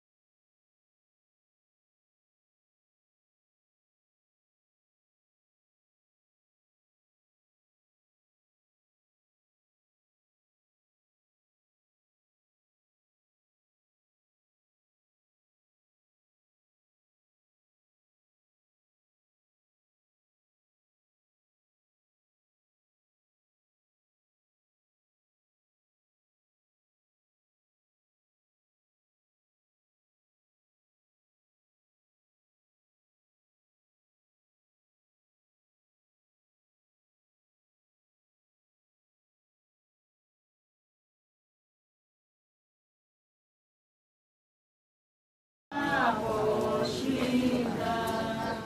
Kwa mambo yote umenijulisha, ni salama rohoni mwangu, salama, salama rohoni, salama, ni salama rohoni mwangu, salama, salama rohoni, salama, ni salama rohoni mwangu.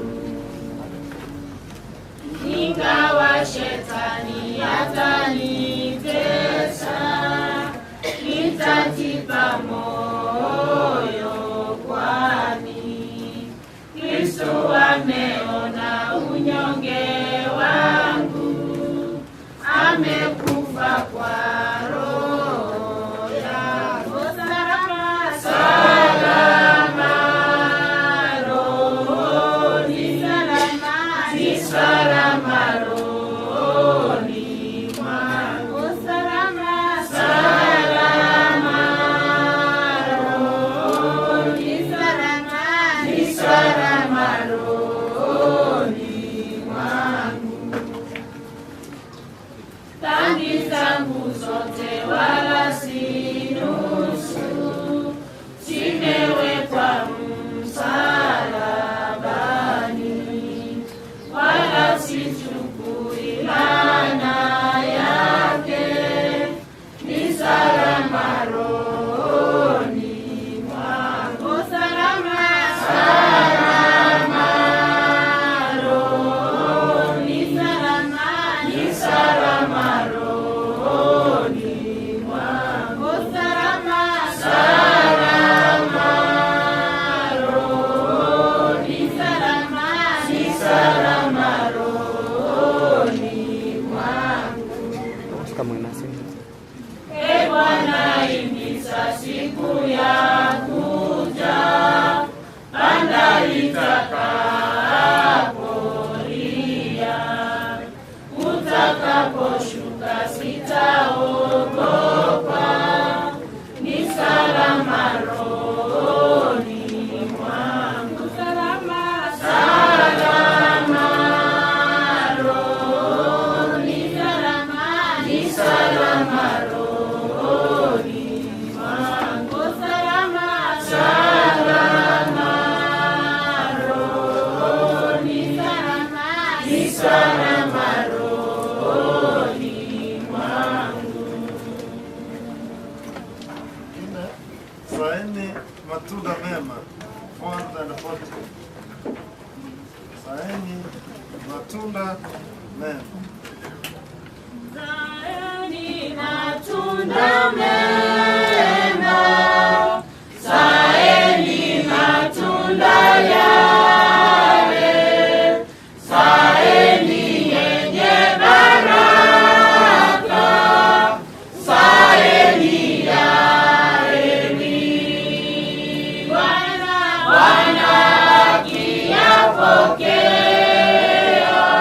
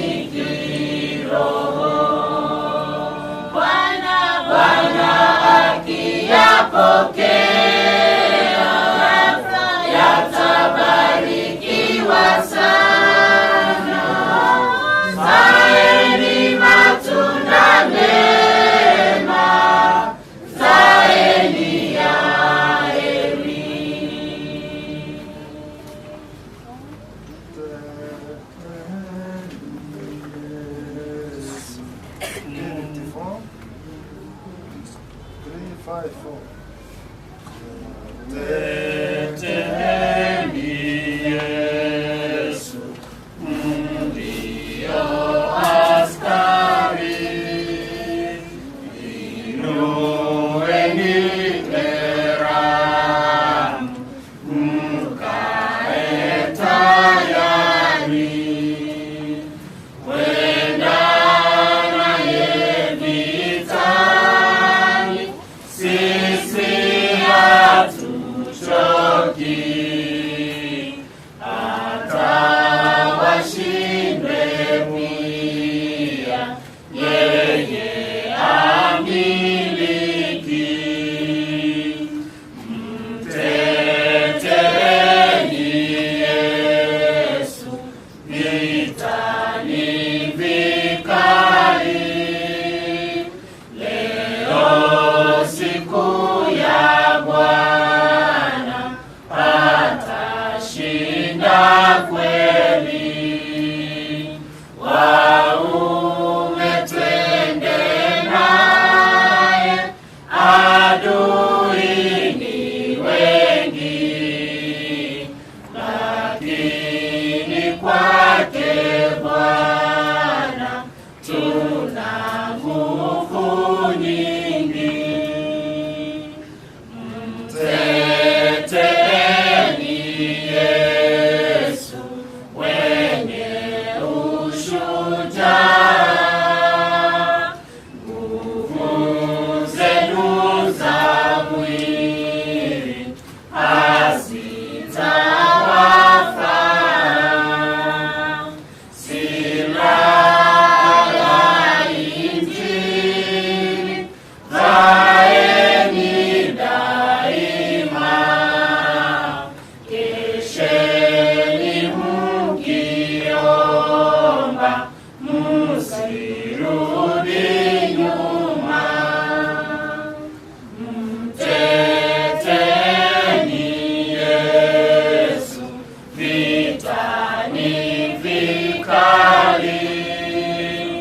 Wengi wamdharau, hawamkubali, ila atamiliki. Tusitie shaka, kuwa naye vitani, twashinda hakika.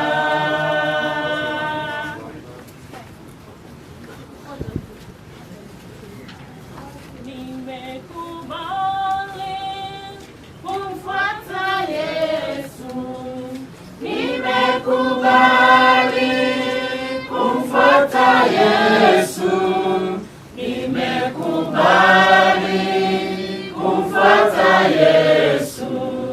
Sitarudi, sitarudi, sitarudi, sitarudi.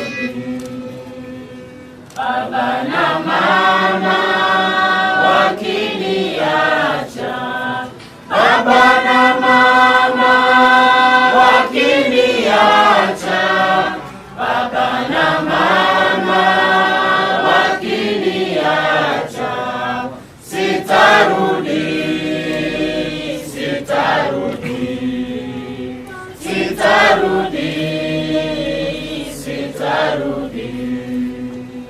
Hata wenzangu wakiniacha, hata wenzangu wakiniacha, hata wenzangu wakiniacha, sitarudi, sitarudi, sitarudi, sitarudi. Salaba mbele, dunia nyuma. Salaba mbele, dunia nyuma. Salaba mbele, dunia nyuma. Sitarudi, sitarudi, sitarudi, sitarudi. chukua vyote, niachie Yesu. Chukua vyote, niachie Yesu. Chukua vyote, niachie Yesu. Sitarudi, sitarudi, sitarudi, sitarudi.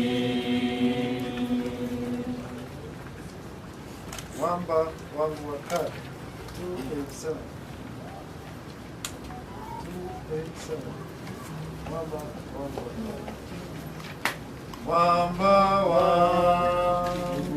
wa kale.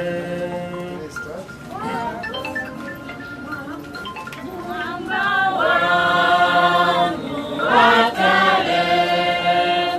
Wako nitajificha, majina damu yako toka mbavuni mwako, ziwe dawa ya dhambi, kutakasa mioyo. Kazi ya mikono iletayo wokovu, nikitoa machozi, nikifanya na bidii, siwezi kujiosha. Unioshe wewe tu, moyoni sina kitu ila msalaba wako. Ni mtupu nipe nguo, ni mnyonge nipe nguvu, niondole taka, nitakase sijafaa. Nikapo duniani, nifikapo kifoni, nitakapofufuka, nitakapo kuona mwamba wangu wa kale, wako nitajificha.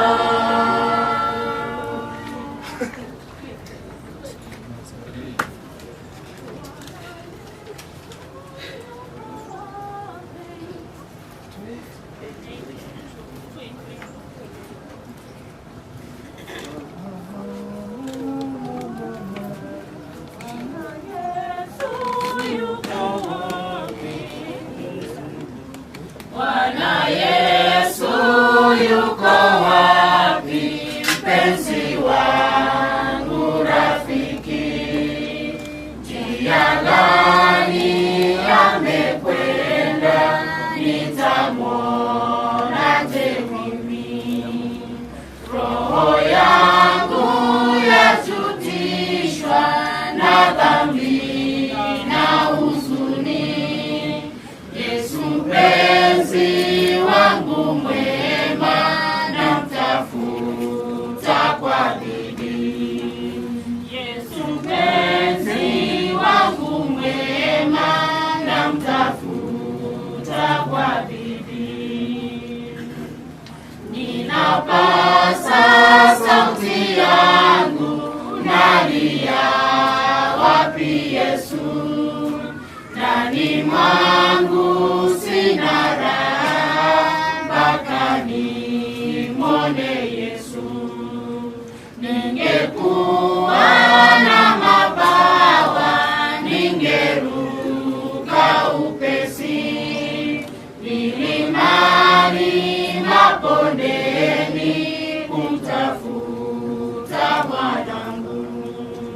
Milimani, mabondeni, kumtafuta Bwanangu.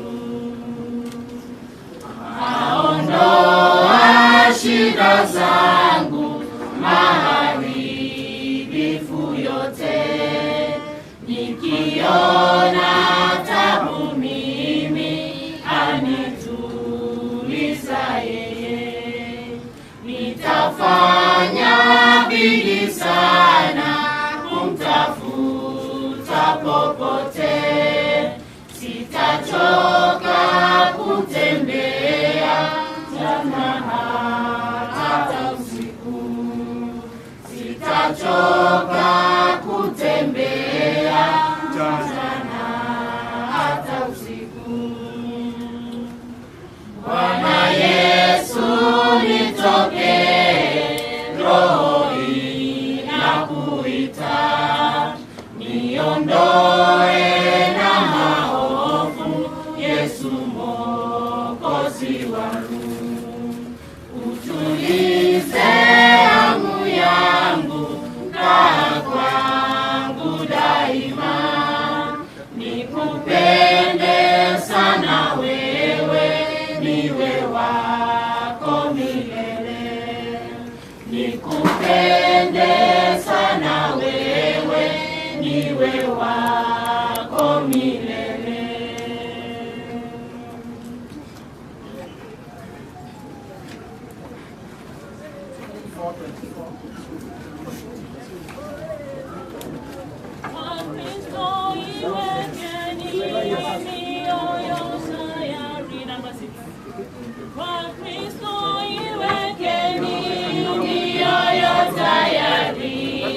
Yesu awaingie, ni Mwokozi wenu. Mungu amemtuma kwa neema na rehema, atuletee sisi uzima na nuru.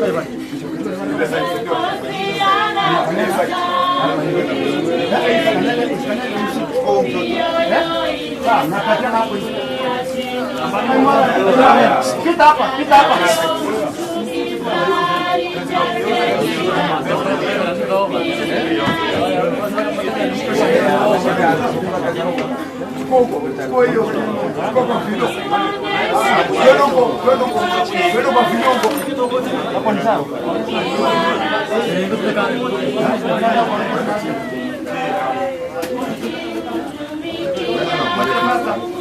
Wacha wageuke kwanza, wageukie hapo.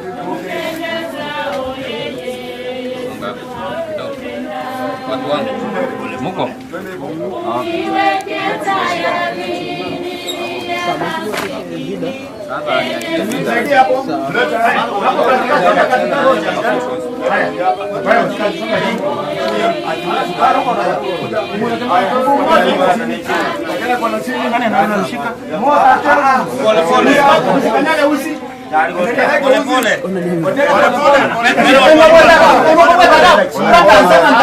Shika chini. Ongeza juu. Juu. Hapo. Hapo sawa? Yes. Sina wema wa kutosha, dhambi zangu kuzidosha. Oya, kama umemaliza songa utarudi baadaye. Bro, utarudi baadaye. Songa tu, utarudi baadaye mzee. Sikiliza baadaye hapo. Wacha kidogo. Sasa wewe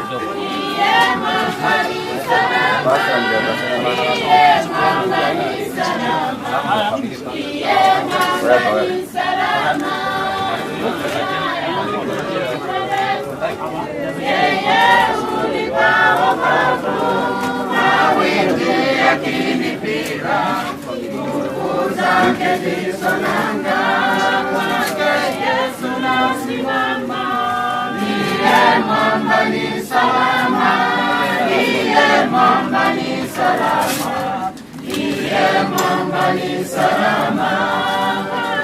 Yesu nasimama, iye mwamba ni salama, iye mwamba ni salama, iye mwamba ni salama. Yesu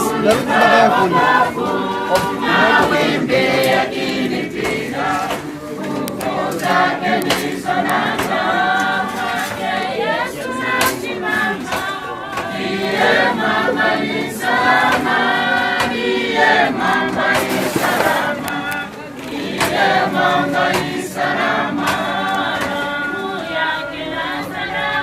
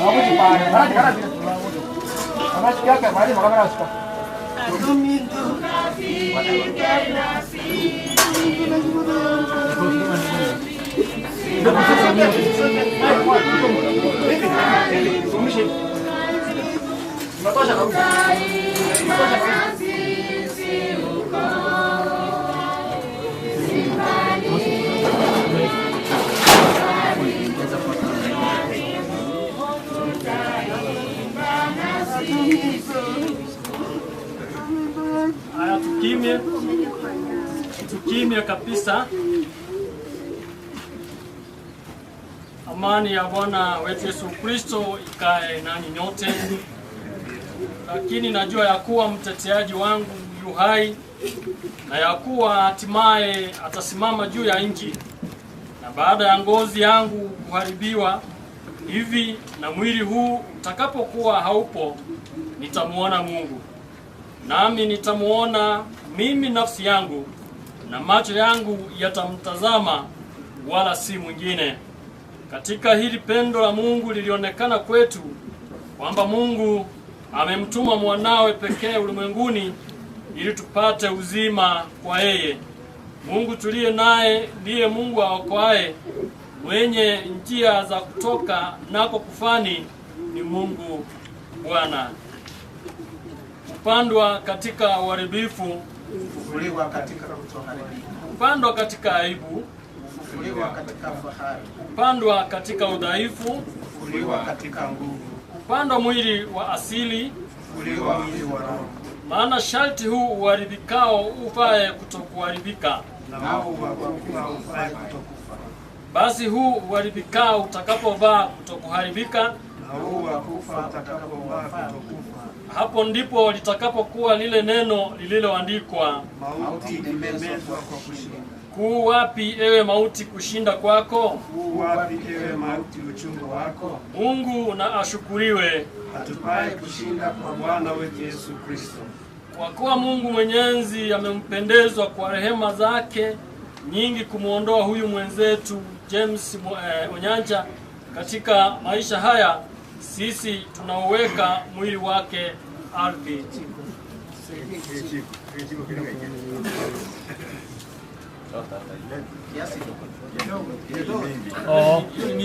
Punguza.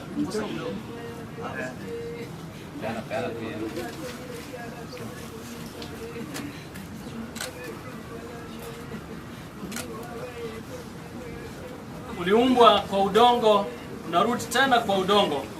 Kwa udongo, mavumbi kwa mavumbi, Yesu Kristo Mwokozi wetu atakufufua siku ya mwisho. Uliumbwa kwa udongo, unarudi tena kwa kuwa udongo kwa udongo, mavumbi kwa mavumbi, Yesu Kristo Mwokozi wetu atakufufua siku ya mwisho. Uliumbwa kwa udongo, unarudi tena kuwa udongo kwa udongo, mavumbi kwa mavumbi, Yesu Kristo Mwokozi wetu atakufufua siku ya mwisho. Amen. Tuombe. Mungu Mwenyezi, tunakushukuru kwa ajili ya uaminifu wako, kwa ajili ya kutegemea. Wewe umetupa sisi tumaini lenye msingi ulio bora, nasi tunajua ya kuwa hatuachi tushindwe na nguvu na huzuni ya mauti. Kwa kufa mwana wako Yesu Kristo na kwa kumfufua umetupa sisi ushindi dhidi ya kifo, nguvu za Shetani na dhambi. Tukusihi utuhurumie na kutujalia imani imara, tusishikwe na uoga wa kufa kama wale wasio na matumaini. Tumtazame Yesu mwenye kuanzisha na mwenye kutimiza imani yetu, ili sisi sote mwishoni mwa maisha haya tufike kwako kwenye usharika mkubwa wa mataifa yote yanayokusifu pasipo na mwisho. Mahali hapo ulipo wewe hakuna njaa wala kiu wala majonzi wala dhiki yoyote, kwa kuwa wewe utakuwa yote katika yote, mtulizaji wetu na mtoa uzima, kwa Yesu Kristo Bwana wetu. Amen.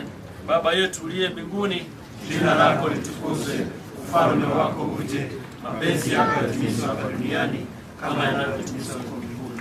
Tupe leo riziki yetu, tusamehe makosa yetu kama sisi tunavyowasamehe waliotukosea, usitutie majaribuni, lakini utuokoe na mwovu. Kwa wako ni ufalme na nguvu na utukufu hata milele. Basi nafasi hii tunaitoa kipekee kwa familia ili kukubali kwa kuweka udongo ili tupumzike zetu.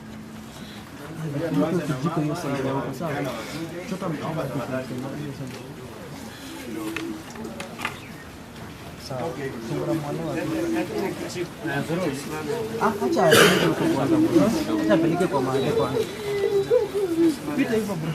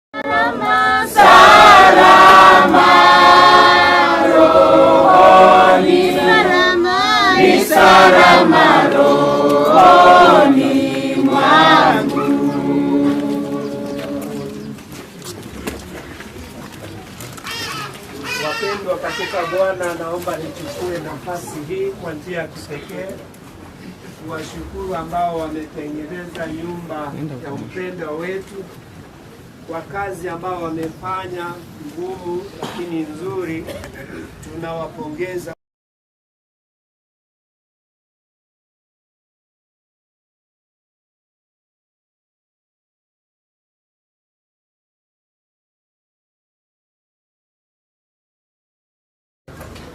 Tunashukuru Mungu kwamba tumeuona mkono wake, kwa sababu mmeitikia na mmekubali. Wacha Mungu awabariki sana.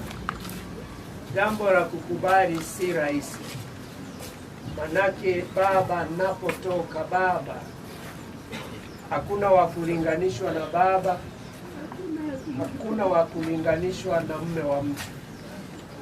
Kwa hivyo mama, tunakupongeza kwa imani na tunamuomba Mungu tu atembee pamoja nawe, ukiwa na watoto wako wote, awatie nguvu, muwe na umoja katika kila tendo, na naamini hawezi akawapungukia. Kwa hivyo Mungu mwenye amani awabariki sana. Pokea baraka kwa sababu ya haya ambayo yametendeka baada ya ombi fupi. Tuamini na tuombe. Baba, katika jina la Yesu Kristo, hakika wewe ni Mungu na utabaki kuitwa Mungu. Ninakutukuza kwa kanisa lako, kanisa letu la Kisii, ambapo Mungu mpenda wetu alikuwa mshirika. Sio mshirika tu, lakini katika maendeleo ya kujenga kanisa alikuwa mstari wa mbele. Katika kuwatoa wengine gizani na kuwaleta kwenye nuru, Mungu tulishuhudia aliwaleta wengi. Na mbali na hayo yote, kanisa la nyumbani Mungu akalifanya kuwa na umoja. Ndio maana watoto wake wanadumu katika kanisa na kukutumikia. Mungu wangu mpendwa, mama ambaye ameachwa, nafasi hiyo katika macho yetu tunajua ya kwamba Mungu hakuna awezaye kuifunga ila wewe tu. Baba, usimame na mama, kwa sababu ni mcha wako na ni mtumishi wako. Kila anapotangaza neema, tunajua kwamba siku itafika tutaonana na Baba kwa wakati ufaao, ikiwa tutadumu katika maombi na kubaki kuwa Wakristo ambao wanasimama imara. Mungu, bariki hawa wenzetu waliofanya kazi ngumu, uwaongezee nguvu, uwape nafasi na wao kuchiochi ili wakurudie, wache kwako Mungu. Urudipo zote pamoja tupate kupokelewa na kupata ule uzima wa milele. Mungu, ndilo ombi letu kwa Yesu Kristo aliye mkombozi wetu. Amen. Baba yetu uliye mbinguni, jina lako litukuzwe, ufalme wako uje, mapenzi yako yatimizwe hapa duniani kama yanavyotimizwa huko mbinguni. Tupe leo riziki yetu, tusamehe makosa yetu kama sisi tunavyowasamehe waliotukosea, tusitie majaribuni, bali tuokoe na yule mwovu. Wako ni ufalme na nguvu na utukufu na hata milele. Mungu wa amani aliyemleta tena kutoka kwa wafu mchungaji mkuu wa kondoo wa damu ya agano la milele, yeye Bwana wetu Yesu, awafanye ninyi kuwa wakamilifu katika kila tendo jema, mpate kuyafanya mapenzi yake, naye akifanya ndani yetu lipendezaro mbele zake kwa Yesu Kristo, utukufu na yeye milele na milele. Amen. Neema ya Bwana wetu Yesu Kristo, upendo wa Mungu Baba na ushirika wa Roho Mtakatifu ukae pamoja nasi zote sasa na hata milele. Amen. Wakati huu nampisha Dikonesi atuongoze kwa maua, kuweka maua. Dikonesi, karibu.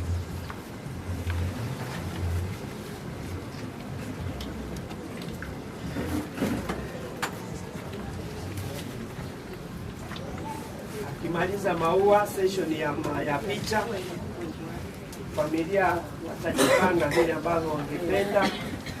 kuchukuliwa picha ya mwisho.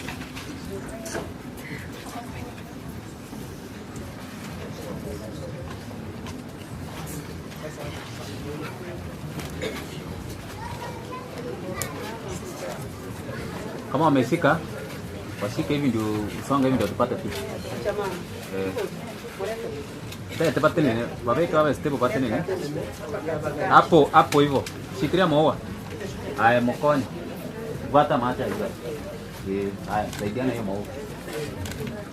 Haya, piga picha. Haya, weka pole pole kwa chini. Weka inu. Itasongezwa. Haya.